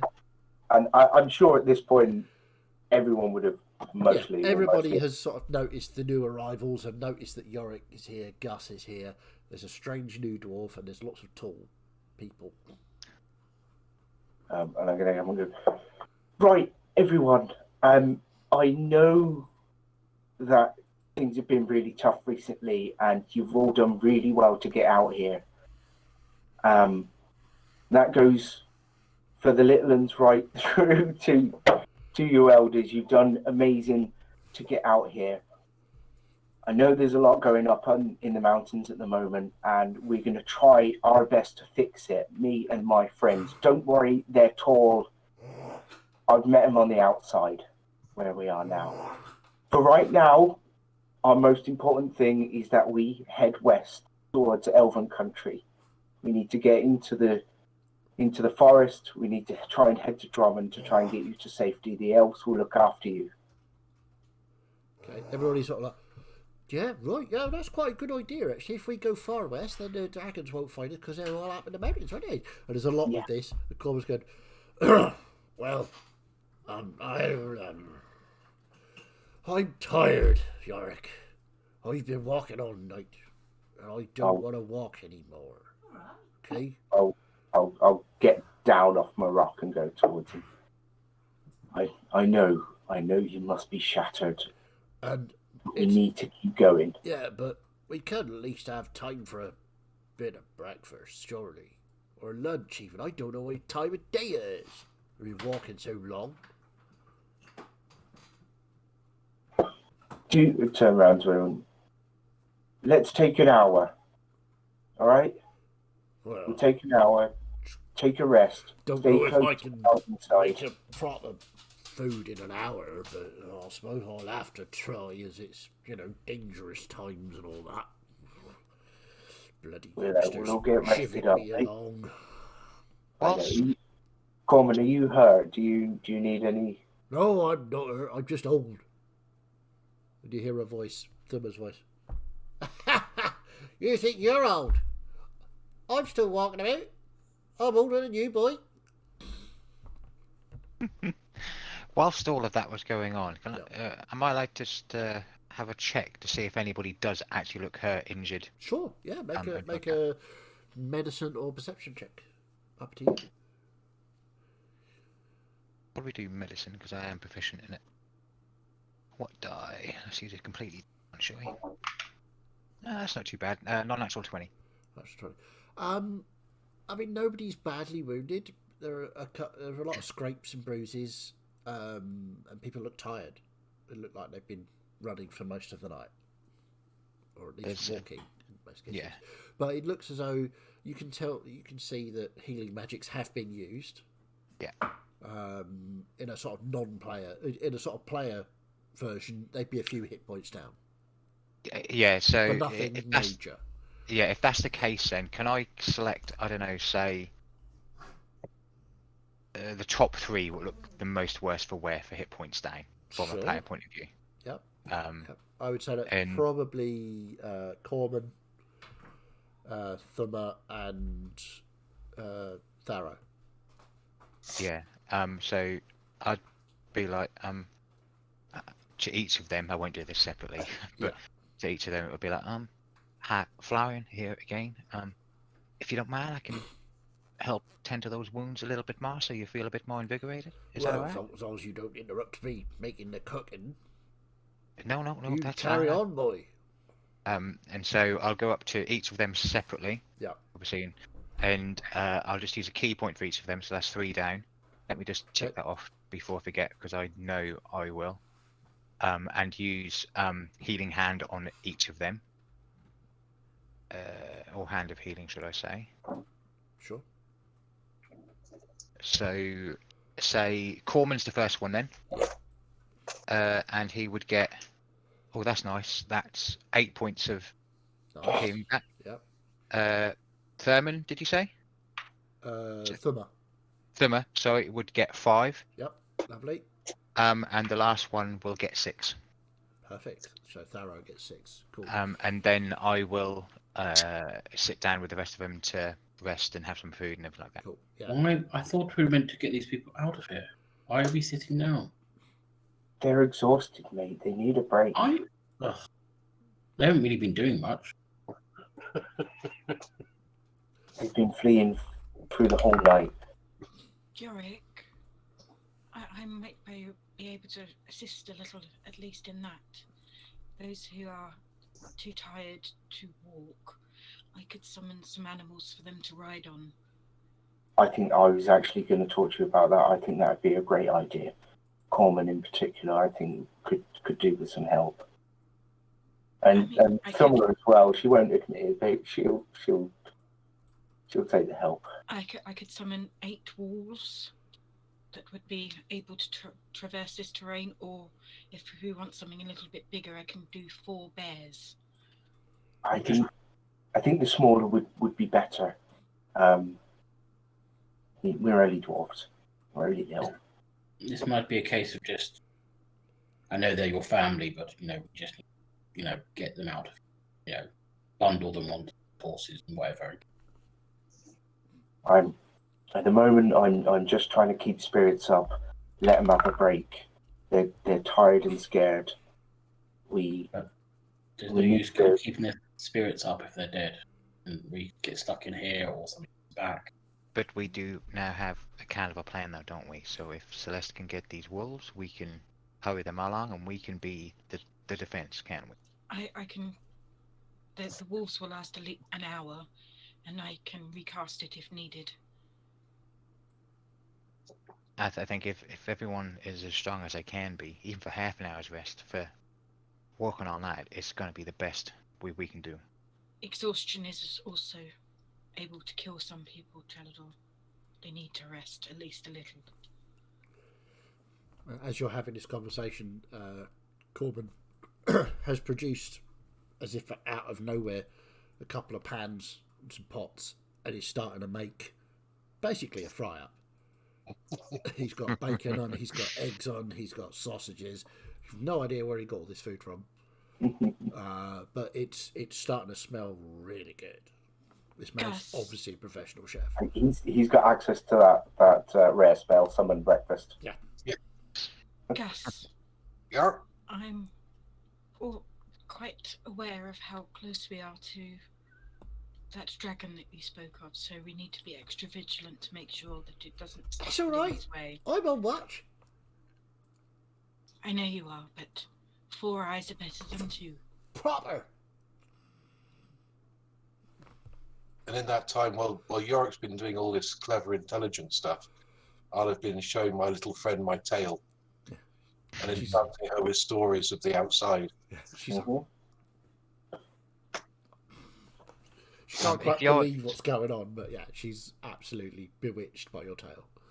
If Yorick's still about, and after Celeste saying that, I'll be, Yorick, is there any way we can put dragons off our trail, off our scent, that you know of from your days of hunting?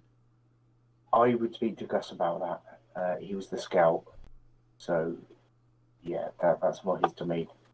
And I'll go over to Gus then and ask him that as well. Unfortunately, I can't both summon animals and keep us hidden. No, I could only do one. That's fine. It's just if you know if there's a way we can mask or hide our trail or scent for a bit against dragons, can we do that? Do I know anything like that, Chas?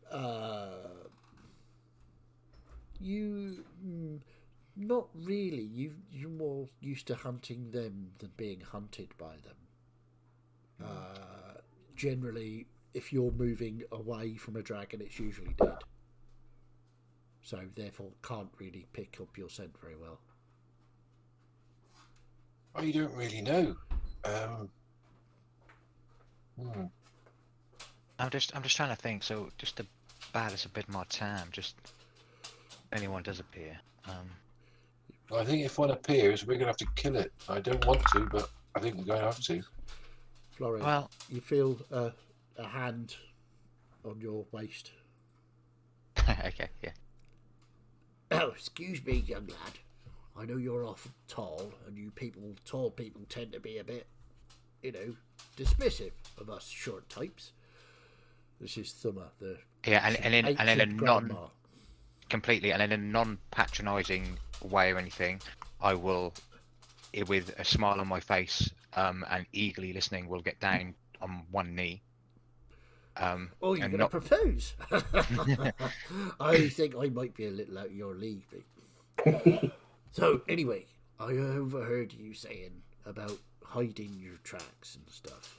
Now, Gus, this is not something they teach you young'uns anymore, but we used to have to hide from dragons many years ago. And the old ways have been lost, mainly. I remember I was one of the last to be taught. So I can cover our tracks, okay? And I'm gonna show you, she points to Camarika. Little Cammy, you come with me, and we'll do the hiding of the tracks, okay? Be a good thing, but you have to be quiet. Really, I better really come as well, because you can teach me to do it then. No, you're going to be needed as cover for us. You can right. come, but you got to concentrate on keeping us safe. Because if I that can do dragon that. comes out, you need to shoot it in the face so we can run. All right? Thank you so much. Would you mind if I came and looked and also kept you safe? Well, yes. She looks at Gus. Is he, like, any use? He's a bit tall. Sometimes he falls over a lot, but he's Does quite he? good. Right, You see, okay. He's got a stone fist, so he can't be that bad. She sort of looks and sort of, may I? And I'll... She sort of taps at the fist. That's clever. Seen that before. New things. Maybe I'm not quite so out of your league as I thought I was. Anyway, yes, once we've had some of Moni's food, we can get on. Thank you. The smells coming from the cooking fire are delish.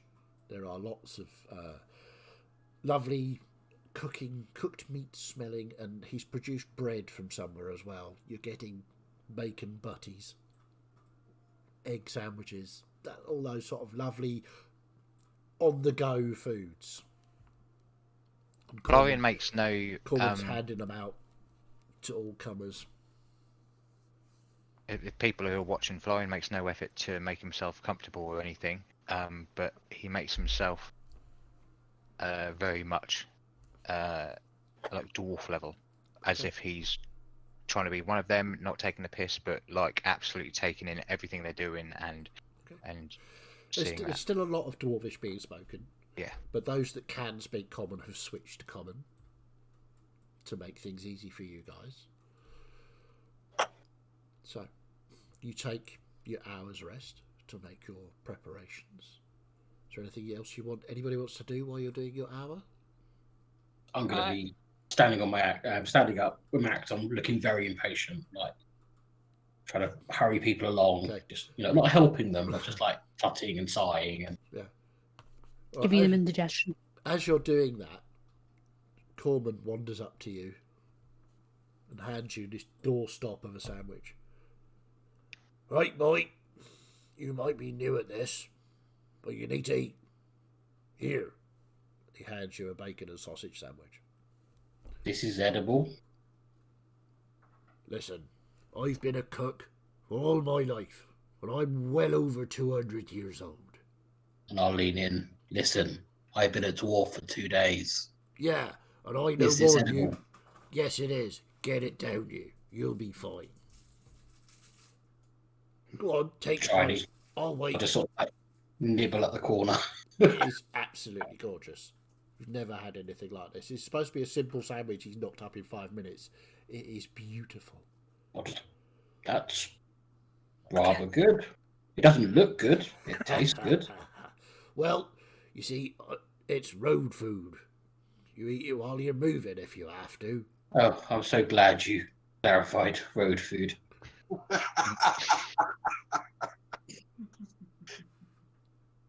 I don't understand you, boy, but, I don't have to understand you. I just have to feed you. Yes. Well, could you feed the others quickly? They're all eating. It's just you that's wandering about. I've eaten. It's lovely. Right, Thank okay. you. Oh, bloody pup coming in here thinking he's better than us or larger man. I'm just like, as he wanders off, just muttering about fucking people. And you hear for a couple of the dwarfs go, "Shut up, Corbin! I've got visions of Dan in 100 years' time. Pretty much. Damn now.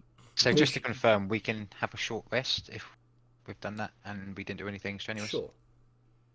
I would be taking most of that time to sort that with Yorick, who would need help with travelling, sort of organising who's going to go on the wolves, and also offer myself as transportation if necessary, Okay. because I can wild shape and concentrate at the same time. So there's 20 dwarves. Most of them are young-ish. There's 4 or 5 older dwarves that you suspect would probably be benefit from being on a beast. Obviously, Cammy is with Thumma at the back, making sure your tracks vanish. So, who is at the front leading? I will be. You will be. Okay. I'll be with Yes. Yorick. Back with Cammy and Uma. Yes, me Okay. too as well, specifically watching. I'd be behind Yorick, leading the wolves, either in my elven form or, if Sure. need Okay. be, Well, in most of the rest of the dwarves should be able to march, not at speed, but certainly fast enough. So I'll say you get, how many wolves do you summon? 8. 8. 8. So yeah, you've got 8 wolves with riders. That's the majority of the old ones and a couple of the little ones who think it's all a brilliant game. Big puppies have appeared. Amazing. So that's them. The younger ones like Fergal and Tharo, quite happy to sort of jog alongside the wolves and with Yorick. I'll be at the front with Yorick, and I'm either always with Yorick or Gus. I'm like, I need a chaperone. I'm really uncomfortable being around these many dwarves, and I don't know what to say. Okay. Can I say as well that I'd like to take interest in how our tracks are being covered as much as I can, knowing that with like me, Gus, and the other 2 dwarfs that we're with, one of them is one of the elders. Yeah. So that potentially I can start covering them for me so they can get a lead, because I know I'm quite fast. Okay. Sure. Make a perception check to watch what they're doing. Come on, don't fuck me over. I would also, before we head off, I'd go and have a quick word with Chalador as well. Okay. If we get into a fight, guys, we're fucked. That was a natural 17 for a non-natural 20 for perception. Nice. Yeah, you can see Thumma's explaining what she's doing to Cammy as well, and saying, look, it's mostly rock, but there's some dust and some stones, and what she's doing is artfully arranging them so that they look natural and untouched. And she's getting a little pinches of dust and just sprinkling them places, and then checking the walls for fibres and the floor for fibres. She's basically doing a really good cover-up job. Miette, if you were watching, you'd be like, yeah, that's how you do it. So, If that's the case, and if I pick that up, yeah, quite quickly, I'll be like, so it was Thumma. Thumma, yeah. Thumma, I think Yes, dear. I've got the gist of what you're doing here. Right. And please don't take this offensively, but I'm quite fast, so I can get out of the way quickly. So if you want to try and get transport and head further to the front, I can keep doing this for you. Are you sure? I'll tell you what, you do some and I'll watch you. And if you do it right, I'll take you up on your offer. Not that Absolutely. one. The going to the front one. Still yeah. out of your league. Absolutely. Thank you. So, make a survival check with advantage Survival. because you knew what she was doing. Oh, natural 20 for 23. She sort of walks with you for a while, watching you, corrects you occasionally, and then says, "You know what? I think you've got this. Come on, Cammy, just go up the front, join the rest of them. This little flower man can do that. You'll be good at it. Gus, Yeah. keep an eye on him. Are you all in? He's working hard. You cover him. Yes. Are we? You'll be Are a you good moving? scout one day. And they start to move off towards where the group has gone. So, you are now out back onto the trail that leads down the mountains to the north and slightly east. And it winds down. What I'd like is for somebody to roll me d20. Probably one of the ones at the front would make sense. Go on, the new So, dwarf wait, has got to be sorry. into it. I apologise. Celeste, you wanted to talk to Trelador before you left. Sorry, we just wind time back just a little bit. Hello, Trelador. Hello. Florian came to speak to me, and I just wanted to make sure that there was no misunderstandings between us. You seemed to think that I was muttering something under my breath, and it seems that what it is you lost your ability to know Elvish and didn't understand what I was saying. Right. So I just How does wanted that pertain to this situation? I just wanted to make sure that you knew that, and were not Well, suspicious of course, me I anymore. worked that out. Of course. But thank you for clearing it up. Maybe, anyway, yes, we need to get going. I don't like this place. Too. We need to get the older folk and the younger folk organised, which is not always easy, but we We'll will just get there. shout at them until they do something. Say we'll leave them behind. And how well did shouting at you work when you were a youngster? Look, we just need to move. I don't like the place. We'll move soon. Okay, so... No, wait, sorry. Tabaxi time. Sorry, I was trying to say this earlier. Sorry. While the time's been back, I wanted to have a quick word with Florian before Okay, we moved out. sorry, my fault for moving things along too quickly. I apologise. Yes. So I just want to take him to one side, kind of near the head of the path where we're heading out. Celeste noticed something last night. I hadn't realised we were quite this far north. But up ahead, you won't be able to see it now because of the day. But you should know that area is the fire wastes, where it's believed a certain temple is. And granted, we are not going there now. We're heading towards the Elven Forest, but I thought you should know we are close to it. Thank you. I'll come back to you, Mia. Just for clarification, DM. That's north of basically where we are now, yeah? Yeah. Well, I'll tell you what I'll do is... where's my... No, my advantage. No. What we'll do is... don't worry. Don't panic. I'm just going to share part of the map. Okay? So, at the moment, you have come through the squeeze, and you are now rounding the mountains here. You're about here. Now, I know it says fire waste there, but all of this plain, right up very close to the edge of the forest, is known as the fire wastes. Oh, wow, shit. Okay. Okay. So, the path down the mountain will lead into the edge of the fire wastes. Oh, okay. Yeah, Okay, I'm just really for glad I asked that clarification, question. I know. No, definitely, because when I looked at the map when you mentioned the fire waste, I was thinking it was beyond those hills, what you can see at the top of it. No. The fire waste is literally at the north end of the mountains. Oh, Okay? this change. Yeah, okay. So I just wanted to make it clear where you were and where you had to go to get to the Great Forest of Drummond. There is no way down from the mountains this way. It is the path will lead you along this way until it's low enough so you can go west. To the west. Okay. I mean, there's technically a way down, it's just not one will survive. I mean, you could, if you wanted, try skiing down, but I'm not saying it would work, but it might. I mean, we could fly people down, depending on how long it would take to get down.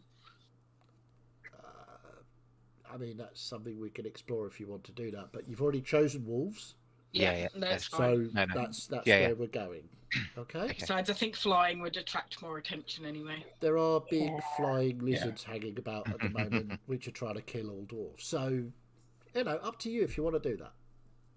But okay, just for clarification of where you are, Yeah, thank you. You are currently about there. You're going to be moving down to about there before you can start going west again. Yeah. Okay. Cool. Yeah. Thank you, Mia. Oh, wow. Yeah, that's it's mighty close to where We will be Dakota might be. searching that land on our way down, and I have no idea where the temple might be. But going past it will be a danger for you. Indeed. I'm gonna be covering our tracks or watching how to cover our tracks for a while. Just keep an eye on Chillador the closer we get, though. He might start feeling a bit more pain with the scars if we get that close. No. But no, thank you. Sorry, Madame yet. And, Nice. safe journey. So, You. just before I wind time forward again, are we good? Sorry. Forward. Okay. So, you've been going down the path. The D20 from the front runner, please. Oh, what was that? 14. 14. Okay. So, everything's going well. You're going down the mountainside. You look behind you and you can see Thumma and Cammy are just in front of now Gus, and Florian appears to be doing the track covering. So they've caught up with the main group. It's going well. Corman is on a wolf. Doesn't look overly happy about it, but he's on a wolf, and he's not actually complaining yet, which is a bit of a miracle, really. I think he's probably been struck to silence by the fact that he's on a wolf, but But the younger ones seem to be enjoying it, and Fergal is not leaving your side.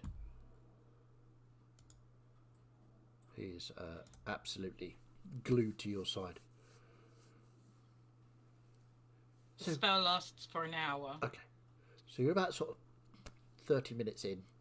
So, Yorick, when you talk to Yorks, does he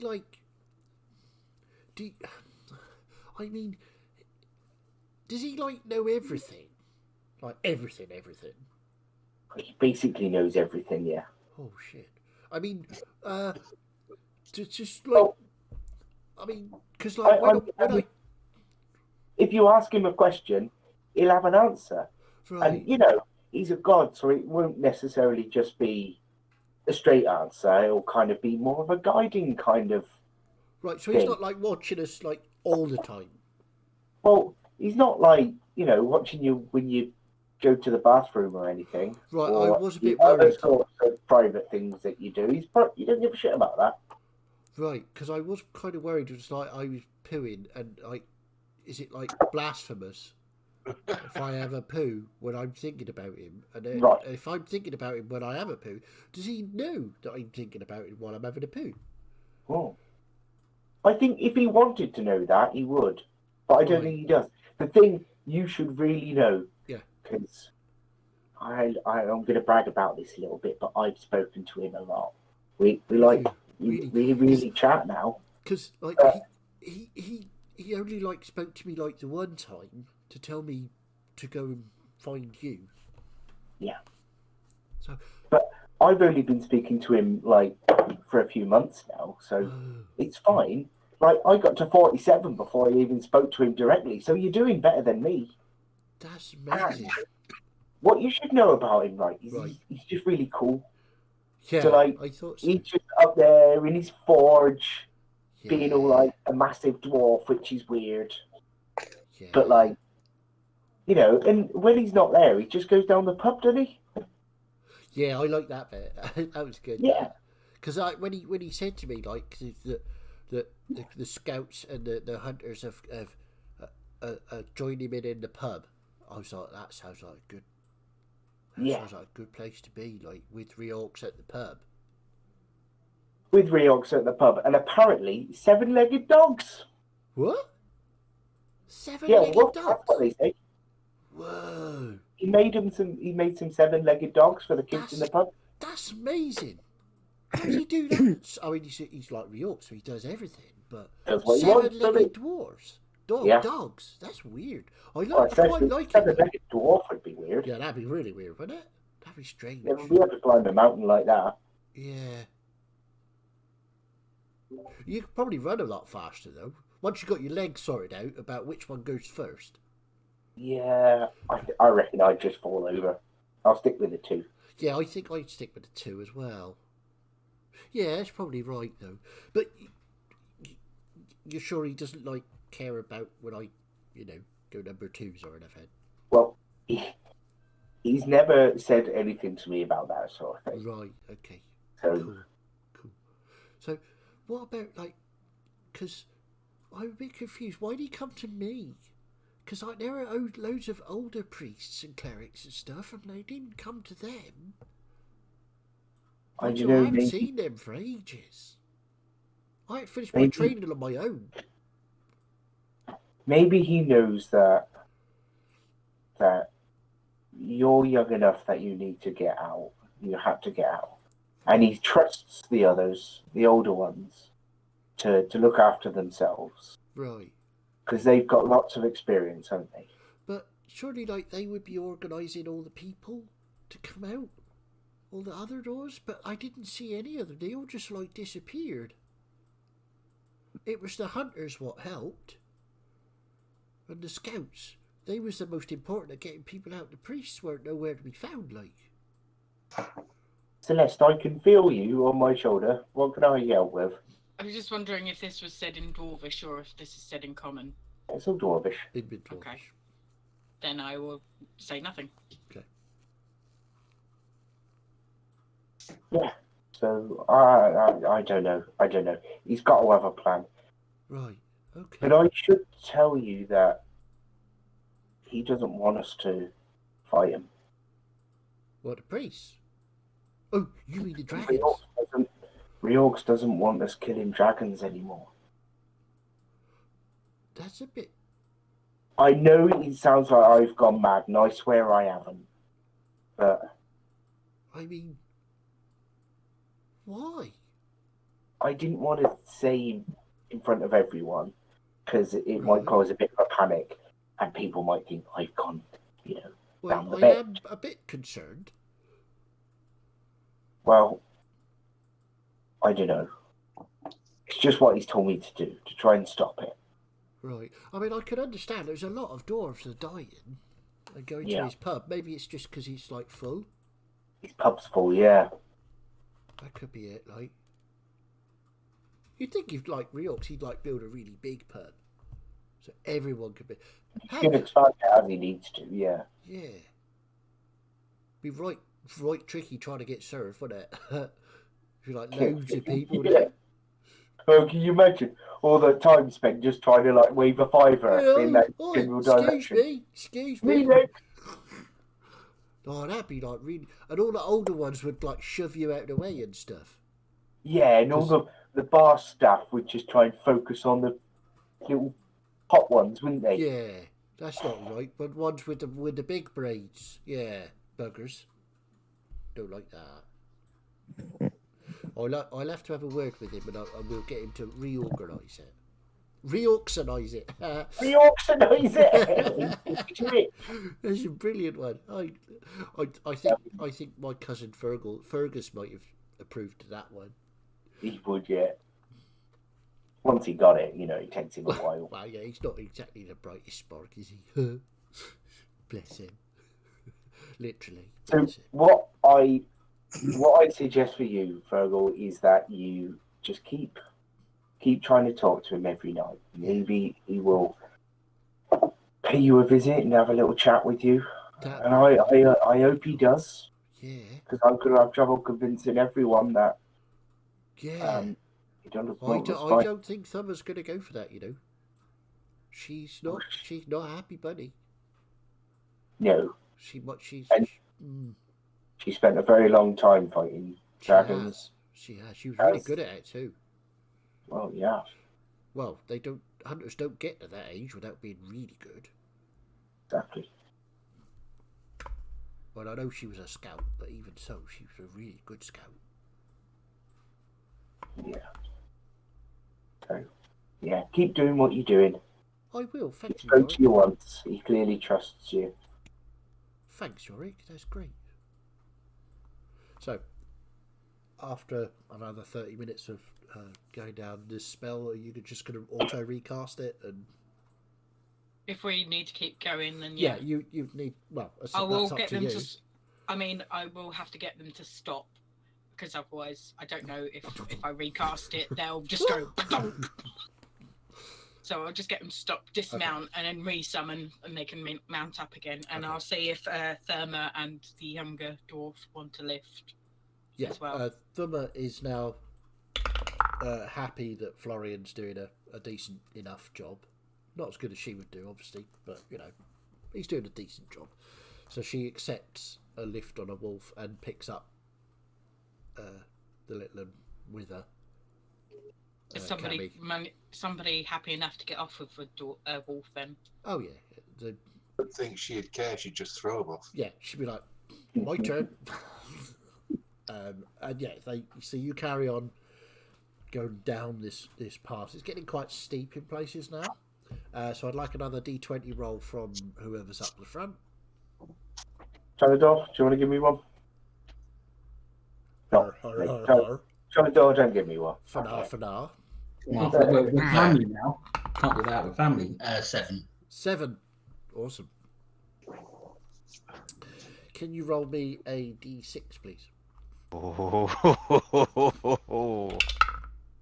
3. 3. Marvellous. Okay, so as you are going down this particularly steep bit of cliff, you start to hear rumbling, stone cracking kind of noise.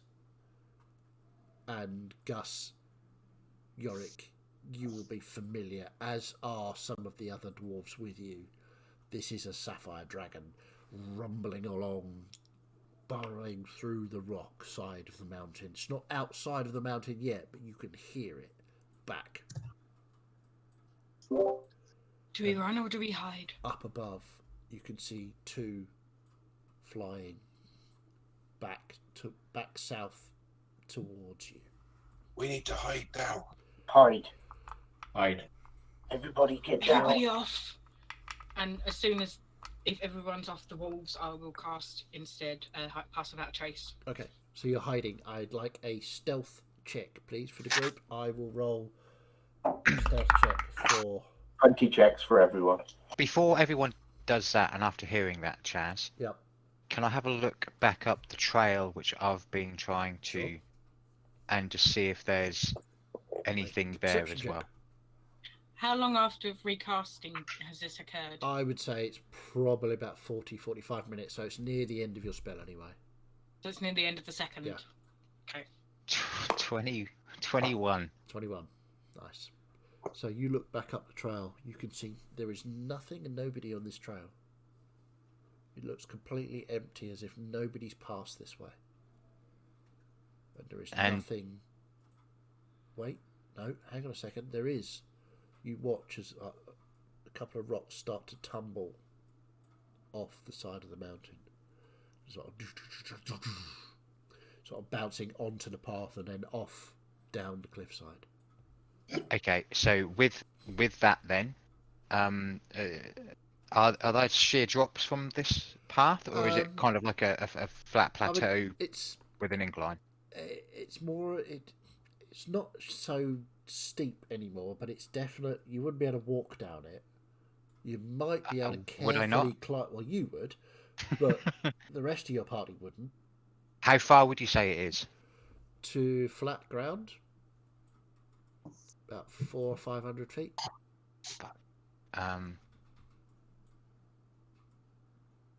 Okay, so with that then, I'll stop what I'm doing, Okay. knowing that we've got dragons above and one coming down the path, Well, it's not burrowing. coming down the path. It's in the But mountain. in the mountains, yeah. And I'll make sure everyone is clear. I am clearly going to be out of the way of pass without a trace. There's only a certain radius for that. I know that. So as I start running back towards the group, I just want to have a quick look at each side of the pathway Yep. and see if there's somewhere where there's like a ledge, which isn't 400 foot down or anything like that, where I can. Well, okay. So using your perception check of quite high, are you looking for one that's big enough for you to sort of take cover in the mountainside, or to take cover, but also see down where everybody else is and where they go to. So basically, I'm behind the folly of which is going to them. Sure. Okay. Yeah, I'll say that you can find some sort of outcrop of rock that you can sort of scramble up and hide in a crack and still be able to look down on the rest of your group. 100%. That's what I'm going to do. So if I need to Perfect. roll a stealth to do that or anything, Yes, just let me please. know. Stealth check for that. You're not going to get past without a trace because you're too far away. No, What's that's the range completely on that fine. one? 30. I have a feeling it's 30 feet or something. That's funny. It's kind of a standard range, isn't it? Hang on, I'm trying to see. 30 feet, yeah. 30 feet, okay. So no, and how many people does it affect? pretty sure it's everyone within the area. It's just everyone within 30 Okay, feet. no, that's fine. Cool. Each creature you choose within 30 feet of you Okay, so you're getting all of your party and all of the dwarves, yes? has a plus 10 bonus to dexterity stealth checks and can't be tracked except by magical means. Okay, fair enough. So I don't get it though. Yes, so You don't get it, but everybody else does. Yeah. So, Celeste, what'd you get? 28. 28. Gus? 23. 20, that's very low for you. That's terrible for me. Melissa? 28. 28. Nice. And Miette? 25. 25. Again, quite low for you. Trellador? 15. 15. Yorick? 21. 21. Nice. And finally, Florian, what'd you get? mine was 15 too. 15. Okay, cool. Okay, so let's do a quick. Yeah. Okay. So I did a sort of collective check for the dwarves, and they got a 15. So Average. yeah, it's pretty average. So Is that with the plus 10? yes, that's with the plus 10. Ooh. Yeah, Ouch. I rolled low. You know, it happens. But you managed to get sort of everybody down and in semi. There's not a huge amount of cover here, anyway, so it's going to be really difficult to like vanish. But everybody gets to some cover, sort of rock outcroppings, or just literally sort of flattening themselves against the wall of the mountain. And a couple just jump just off the path on the other side. There's a sort of dip that they sort of hide into. Enough room for about 4 or 5 of them. And the rumbling goes on and on and on. Passes you, Florian. Goes on. Passes the group. Goes on. Seemingly far in front of you. And you can sort of hear it rumble and get quieter as it seemingly goes back inwards into the mountains. Back past me. No, it goes past you, past the group, and then follows the curve of the mountains. Oh, okay, got you. Yeah. So, after it goes quiet, you look up and you can see the 2 dragons slowly drift overhead. They don't appear to have noticed you. They're certainly not showing any signs of coming lower to investigate anything. Okay, Gus, you roll me a d20, please. Yeah. 18. 18. Perfect, thank you. So, the danger seems to have passed. You come out of hiding, get the dwarves organised. What do you want We to need do? to get away from this place. Yeah, we need to go get to the forests and hide. Quick. I'm not going to move from where I am. Okay. Just going to take a quick glance. How far are we from potentially getting to a place where we can start into the forest? You would say probably another hour's march down the path will get you to a space where you could probably get everyone safely off to the west. But that is I at don't- walking pace rather than, wolf pace. Yeah, completely. I don't know anything about dragons, apart from obviously fire or lightning, as from what I've seen so far. So I'm still going to stealthily get back from where I am up to the road, Okay. and continue to Cover tracks. cover the tracks Okay. until I reach the group again. Okay. So then we can talk or whatever. Okay. So the rest of you are starting to move off again? Yep. I think we need to pick up the pace. But Yorick, do you think it's safe to move? I think it's clear now. Yeah. We just got to keep an eye on the sky. Here, Yorick, I forgot to give you this back. I'll give him back his piece of paper. Oh yeah. There'll be a couple of names filled in, and there'll be a couple of them that have got pictures drawn instead because I can't remember the names, but I drew sort of semblances of what they look like. Mate, these pictures are rubbish. It's just hair and beards. They all look the same. Well, they're dwarves. What do you expect, you nutty? Thanks, Oh, bless you. I will recast the wolves for a third time. Okay. Which means the ones that are able to run alongside can run alongside. You can pick up the pace. You could probably make it to a safe spot, I'll say, within half an hour, 40 minutes. Would I have caught up by them this point, recasting the wolves? Yeah, I'll say so. Doesn't take long to cover your tracks. There's not a lot of track to cover now that you're sort of away from the main rock falls and stuff. Again, I can still wild shape if anybody else needs extra support moving quickly. Sure. Well, we'll see what happens as we go down the path. I'll just turn to Thummer. Yep. And be like, I think I've covered them as best as I can up to now, but we're running out of path. Is there any point now if we're going to make a quick exit? Nope. Listen, if they see us out here, they see us. Not a lot you can do. There's too much space. Righto. I'll keep up the rear with whoever's going to be with me then, and keep a watch out. I'll be You're a good boy.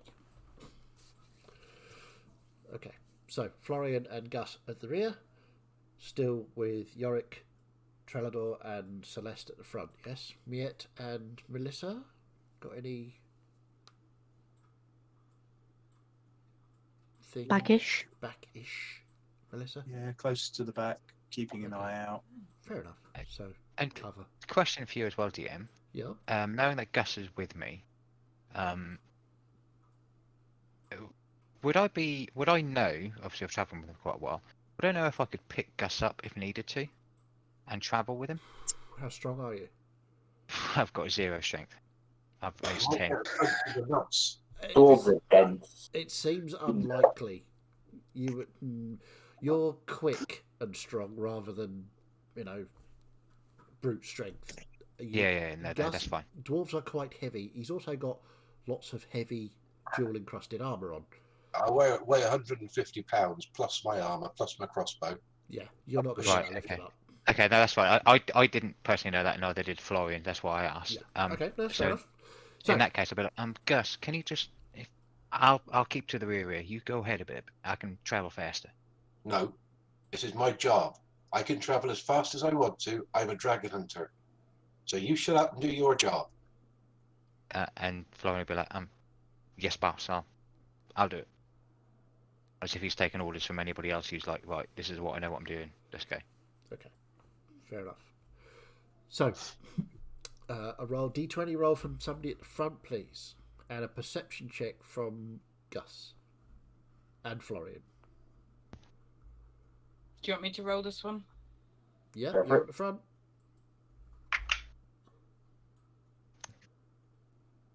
The dice rolls are getting lower, people. Let's hope for not a fight. 2. Awesome. Two. Roll me a d6, please. 2. Sorry, what did you get, James? 22. 22, and Florian? And I got 14, 14. so... Okay. It all seems very quiet to you, Florian. Everything's going at 3. Perfect. Everything's going okay. Gus. There's a dragon somewhere very close. It's not the sapphire. It's definitely not the sapphire. There's no rumbling through the ground. You look up, there's nothing in the air. You hear a voice in your head. Can I come back, please? Not yet. It's too dangerous at the moment. Oh, you was like really stressed, so I thought I'd better come back. No, we're running away from all the big dragons at the moment, and they're trying to kill us. So Right. we're trying to keep stealthy. But I found loads of dwarves, and we're helping them. But if you turn up now, they'll probably think you're a baddie, come to kill them and try and hurt you. Right. So Gotcha. I'm gonna wait for a little bit longer, and then I'll talk to them about you, and maybe we can bring you back then, and you can say hello. Right. Okay. I see. Right. I understand. All right, thank you. Be careful, man. I will. Ah, the DM tugging at the heartstrings. Well, you know. You see, if this was a classic movie, you'd know that'd be the cue to something really bad is about to happen.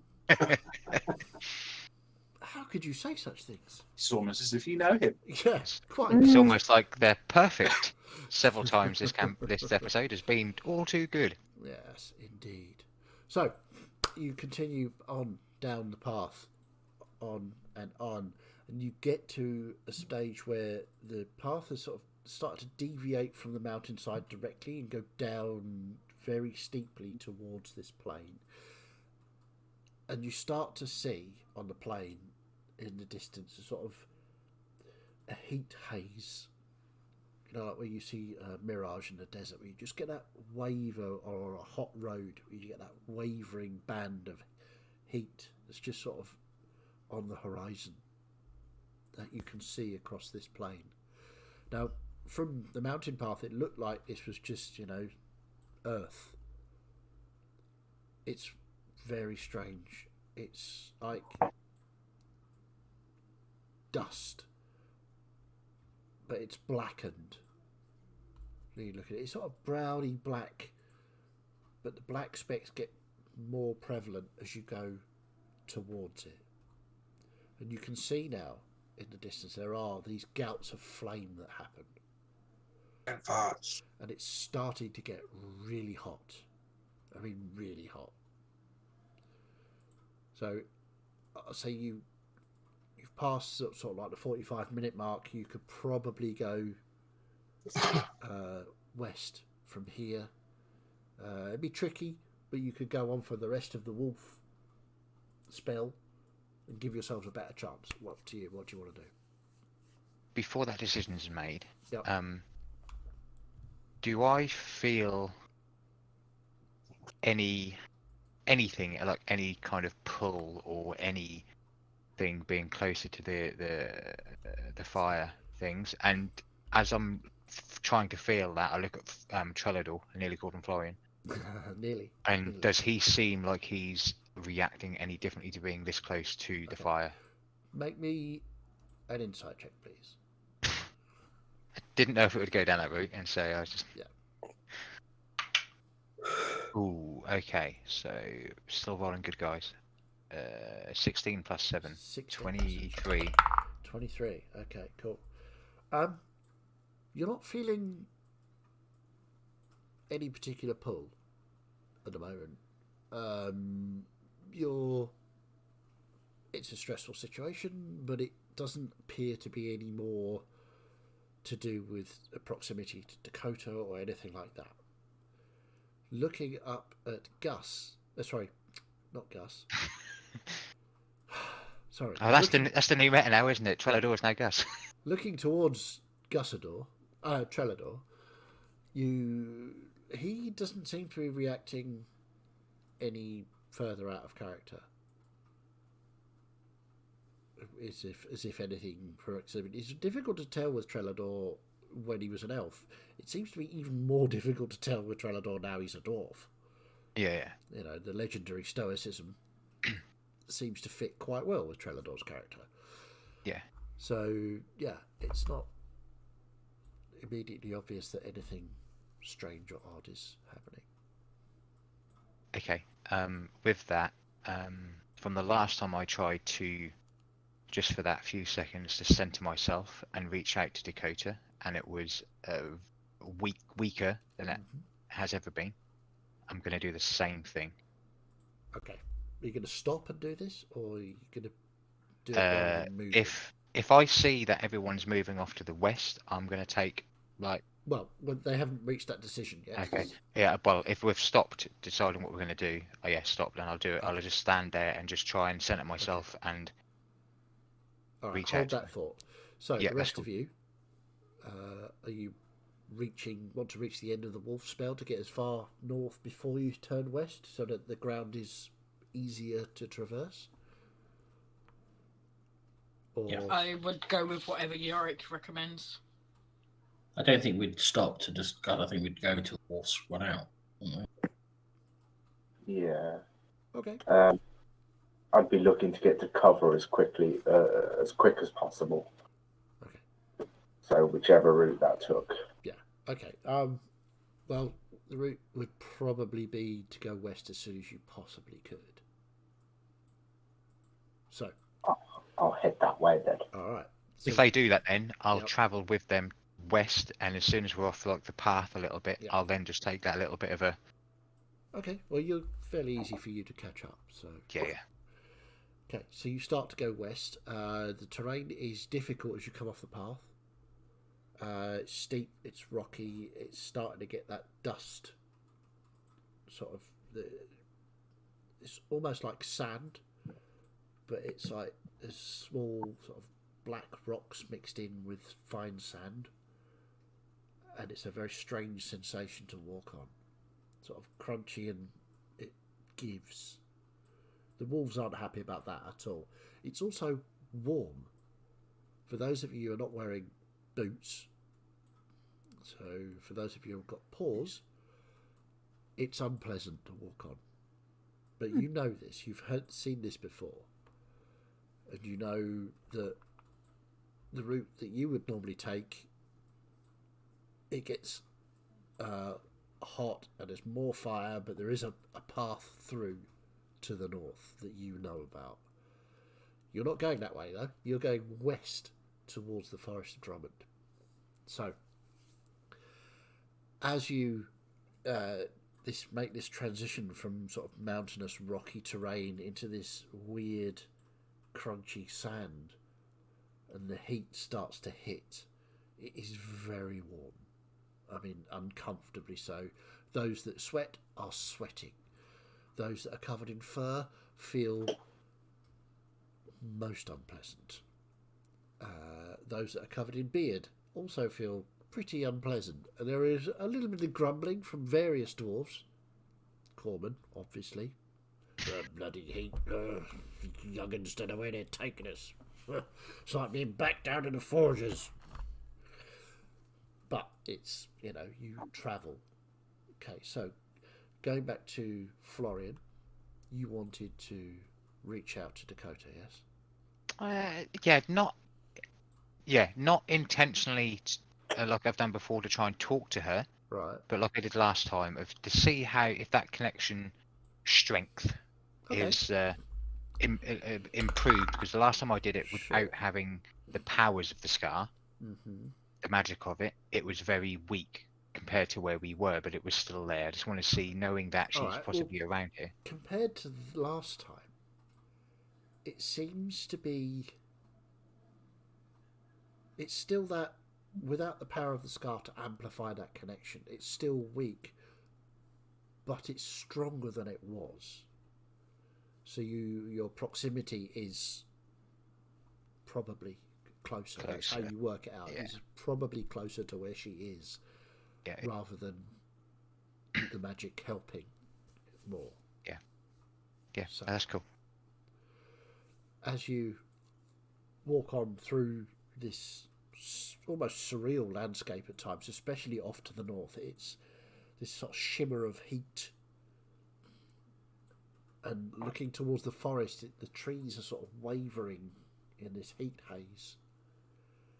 And you see far in a distance, not as far as the forest itself, but there seems to be a lone tree just standing there.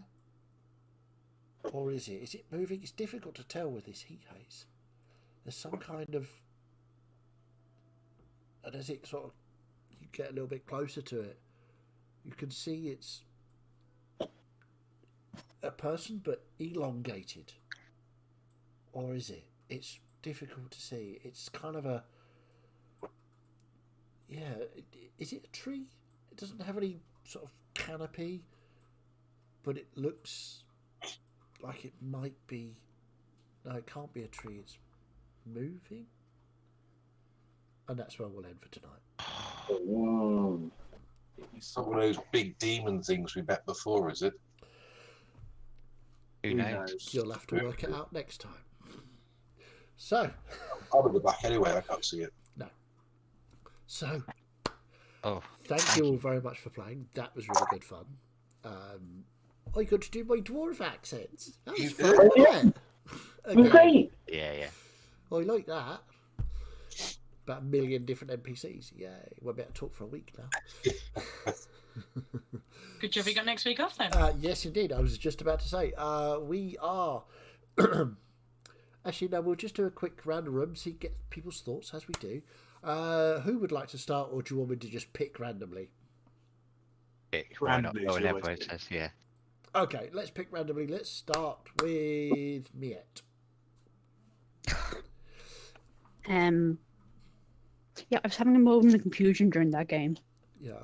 when we had Fergal saying, oh yeah, Riorix told me to meet you here, and Yorick was all, yeah, Riorix told me to go here, and I'm like, no, Balo gave directions.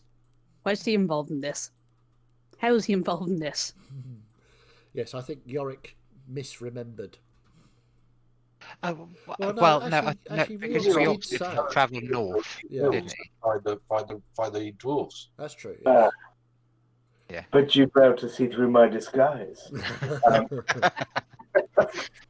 Oh my god, where's Yorick gone? Yorick, That's why I asked. Like an I'm episode glad- of Scooby Doo. Yeah. I'm glad Miette brought that up though, because that's why I had to ask whether they were talking in Dwarvish, or obviously Common, because I was going to do classic Fiddy and insight it to see if it actually had a vision or anything from Reorx as type thing.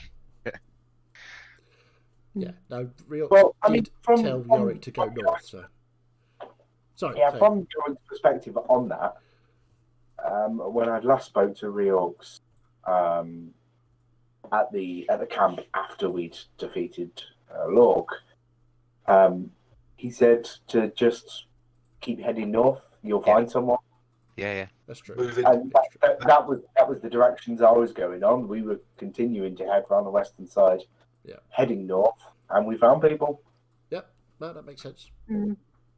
So I guess again the question to DM is, if Balo hadn't given directions, would we have found them anyway? I mean, there's only one path. We were heading that Fair. way.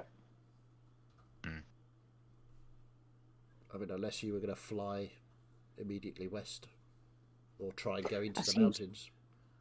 Dangerous with dragons around. A little bit. Although it was mooted a couple of times, so I was like, oh, yeah, okay, go for it. What could go wrong? Aerial battle.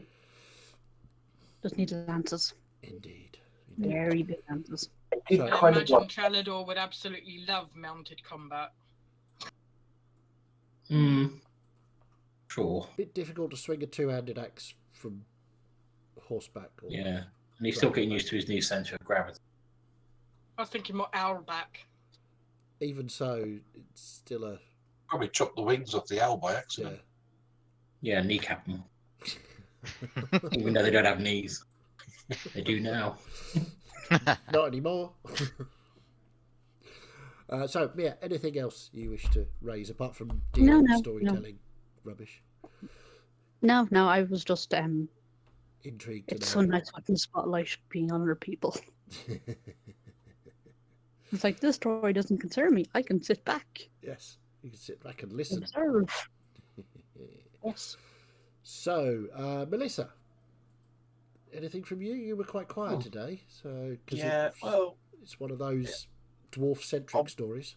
on the one hand, Melissa needs to have some chats with people, but on the other hand, there's more important stuff happening right now that need to not take away from, kind of thing. Fair enough. It's like I was sitting there thinking, do I chat with Florian now? Is it a bit? We should be more focusing on getting the dwarves to safety, but we're also entering the fire wastes. Tricky. Yeah. But Indeed. Okay, so Celeste. I think she's just happy to be useful and helping to keep these dwarves moving.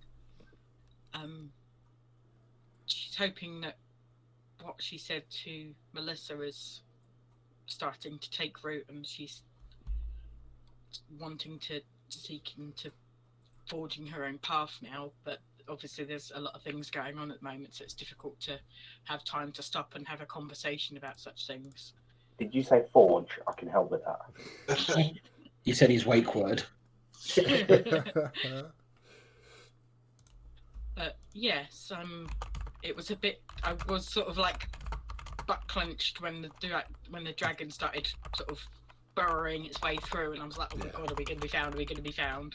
Are we going to have to fight 3 dragons?"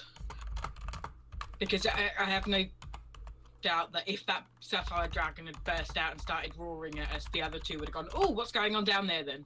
Yes, very probably. Don't worry, we're experienced dragon hunters. We'd have sorted him out. Okay, there's we'll like- leave you to it while we tootle off and find the take the survivors to safety. Yeah, that's fine. Celeste has reminded me of my actual DM question that I had. Oh, okay. Has someone watched Tremors recently? No, I haven't actually. I don't think you need to. It's always in your brain, isn't it? You always know it. That's why I had to say I don't know how dragons work, so that's why I said as Florian going down that little crevice and then coming back up, he's still going to do it stealthily. On a similar ilk to fuck knows, who knows? Yeah. Indeed. Anyway, sorry. No, that's fine. But I've been reading about dragons because I like dragons, and sapphire dragons actually burrow through rock and mountains. It's a nice input. I've only got like the basic monster manual and stuff like that, and haven't really read through it unless I've done a one shot or anything like that. So knowing that there's other little bits and bobs rather than just going, it's a big dragon what flies in the air. It's pretty cool. Cool. Good. Making good use of that Fizzbands book. I think. Absolutely. Indeed. Who have we not done yet? Let's have a go with Trelador.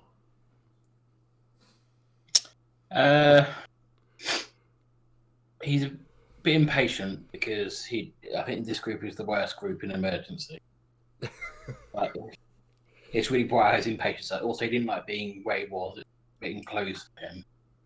But he was sent to rescue people, and he wanted just to get them out. He's quite pragmatic. But he said people wanted to have breaks and meditate and all that, so that's why he got frustrated. That's fair. Dan's also seeing arc stress looming, but it's not my arc stress anymore because Trelador, who's that? Indeed. Well, Except for the name, will probably be recognised when you go into the city. Well, that's what I was going to say. Is we have to do a naming ceremony before we get to the forest for it. This is how D&D works. Like, I spent a good portion of this week trying to work out whether I would change my voice when I changed, and I figured that I probably wouldn't. But I've got to learn to be a dwarf. Well, I mean, your vocal cords have changed along with the rest of your body, but an accent is an accent, rather than it's what you've been brought up with. So, Yeah. You can make a case for either. So up I to have you. been. This is the D&D thing. This is the beauty of D&D. I have been thinking about this all week. These are the big conversations that you have in Yeah. your head. The timbre of your voice and the depth of it would have changed, but the accent is really up to you. Yeah. Yeah, I don't think you lose the pompousness because that's him. Ultimately, Yeah. you can argue any point anyway Yeah. because you've managed to forget an entire language and learn a new one in an instant. Yeah. Yeah. So yeah, the language of the elves is what you were also brought up with, as Yeah, you yeah, did the accent. So you could, Yeah. depending on what Yeah. you want to It's do. really entirely up to you, whichever way you want Almost to like an adolescent teenager where you're like, oh yeah, it's really go. Yeah, I'm a dwarf now. I was an elf now. I'm a dwarf. It's not as bad though. I think that one shot what I did where Chaz's character died, I remember doing this and I was thinking I can't just go in with the same like, oh fuck it, I'll just make an accent on the fly because the accents will just come out as every other accent what you've just done before. And on my phone, literally as we're doing that one shot, I was like, mute the mic, and I was like, I've recorded what accent I was doing for each of the NPCs. So I was like, so that's that one. Okay, cool. Nice. Good idea, actually. So yeah, who have we got left? Gus. My only thing was about the naming ceremony for Trelador, because we haven't done that yet. Indeed. We'll probably get the advice of the elders. Yeah. To do a naming ceremony, you also need a name. Point that out. Yeah, that's what I'm talking about. Gets the advice of the elders on what to call him. Okay. Well, I've got an idea that I want to talk to Trelador about, which is why I spent time making something visible. Yeah. Something visible for Trelador to look You at. could adopt him. He could be in our family. Mm-hmm. Okay. I definitely wasn't looking up everything. There was a dwarf. I was like, When we get to that in game, I've got something. Dan, I'll probably talk to you about it outside. yeah. Yeah. Cool. Excellent. So last but not least, Yorick. Yeah, that was a big episode. I think that's been. You've spoken enough. I I think thought we did you first, Florian. He didn't. Did we not? Yeah. Oh, we did Mia. You- I do apologise. I'll get to you in a minute. Sorry. I was You trying to just leave the take every- dwarves till last, but Yeah, I think this is probably the 2 episodes into this. I think 63. this is probably 63. This is probably the most attention I've had Yeah. in any episode. And I kind of felt like I just sort of rolled in as the saviour of the dwarves. Don't worry, I am here. Standing on a rock, giving a little Jesus speech. Excellent. Did you enjoy it though? It did, yes. Awesome. Yes. Yeah, last campaign I was front and centre of every other episode, and I purposefully made a character that would sit back a bit, so it's kind of actually nice to be sort of thrown into the front again. Yeah.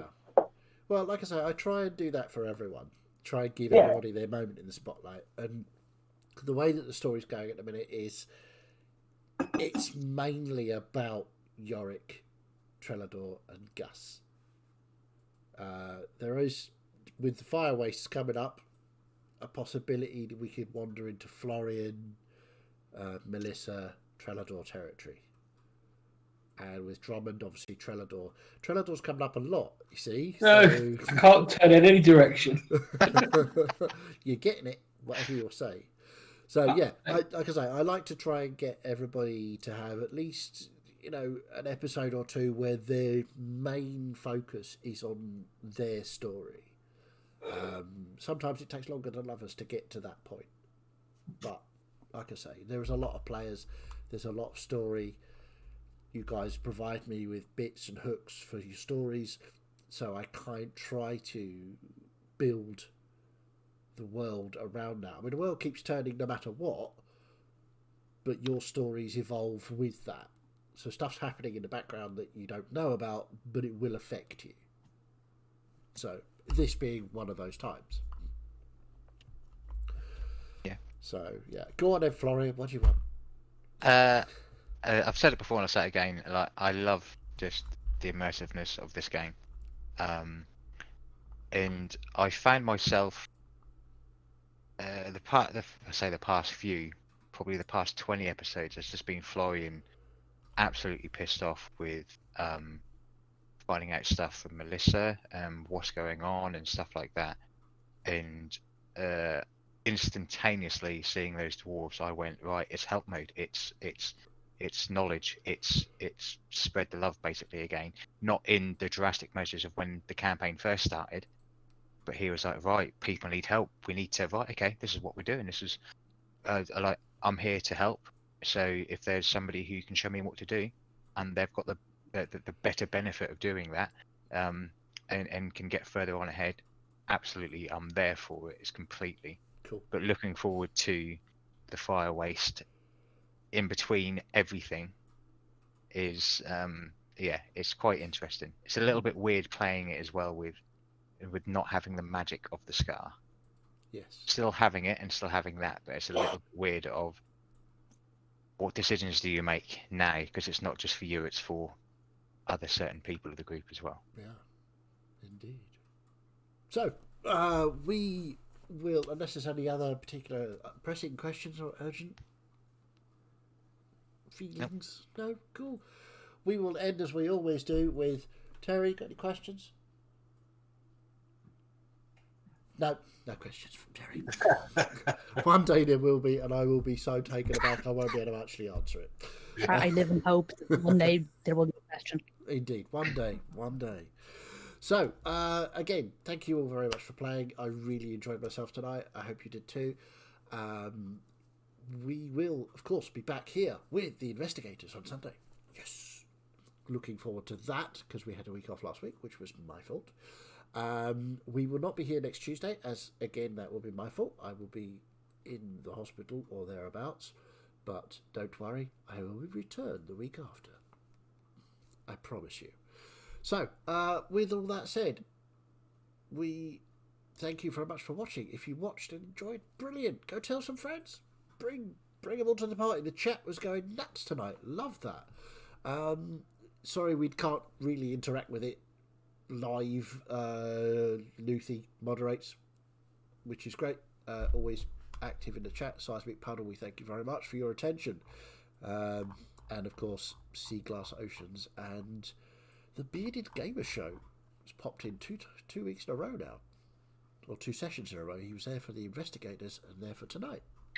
Why, thank you. So yeah, we thank that, because we the beards are obviously dragging people in. Mine is very pathetic compared to everybody else's, but I know, it's still a beard. I'm lacking. Mine is completely. detachable. Detachable beards are obviously the way to go. Like Tina Turner. Tina You need to get Hagrid. that thing with his temper shot down. Has it Huh? had a rabies shot? I don't know. It's so itchy though, man. Yeah. Right. Anyway, we will see you all very soon. Have a wonderful week, and we'll see you on Sunday.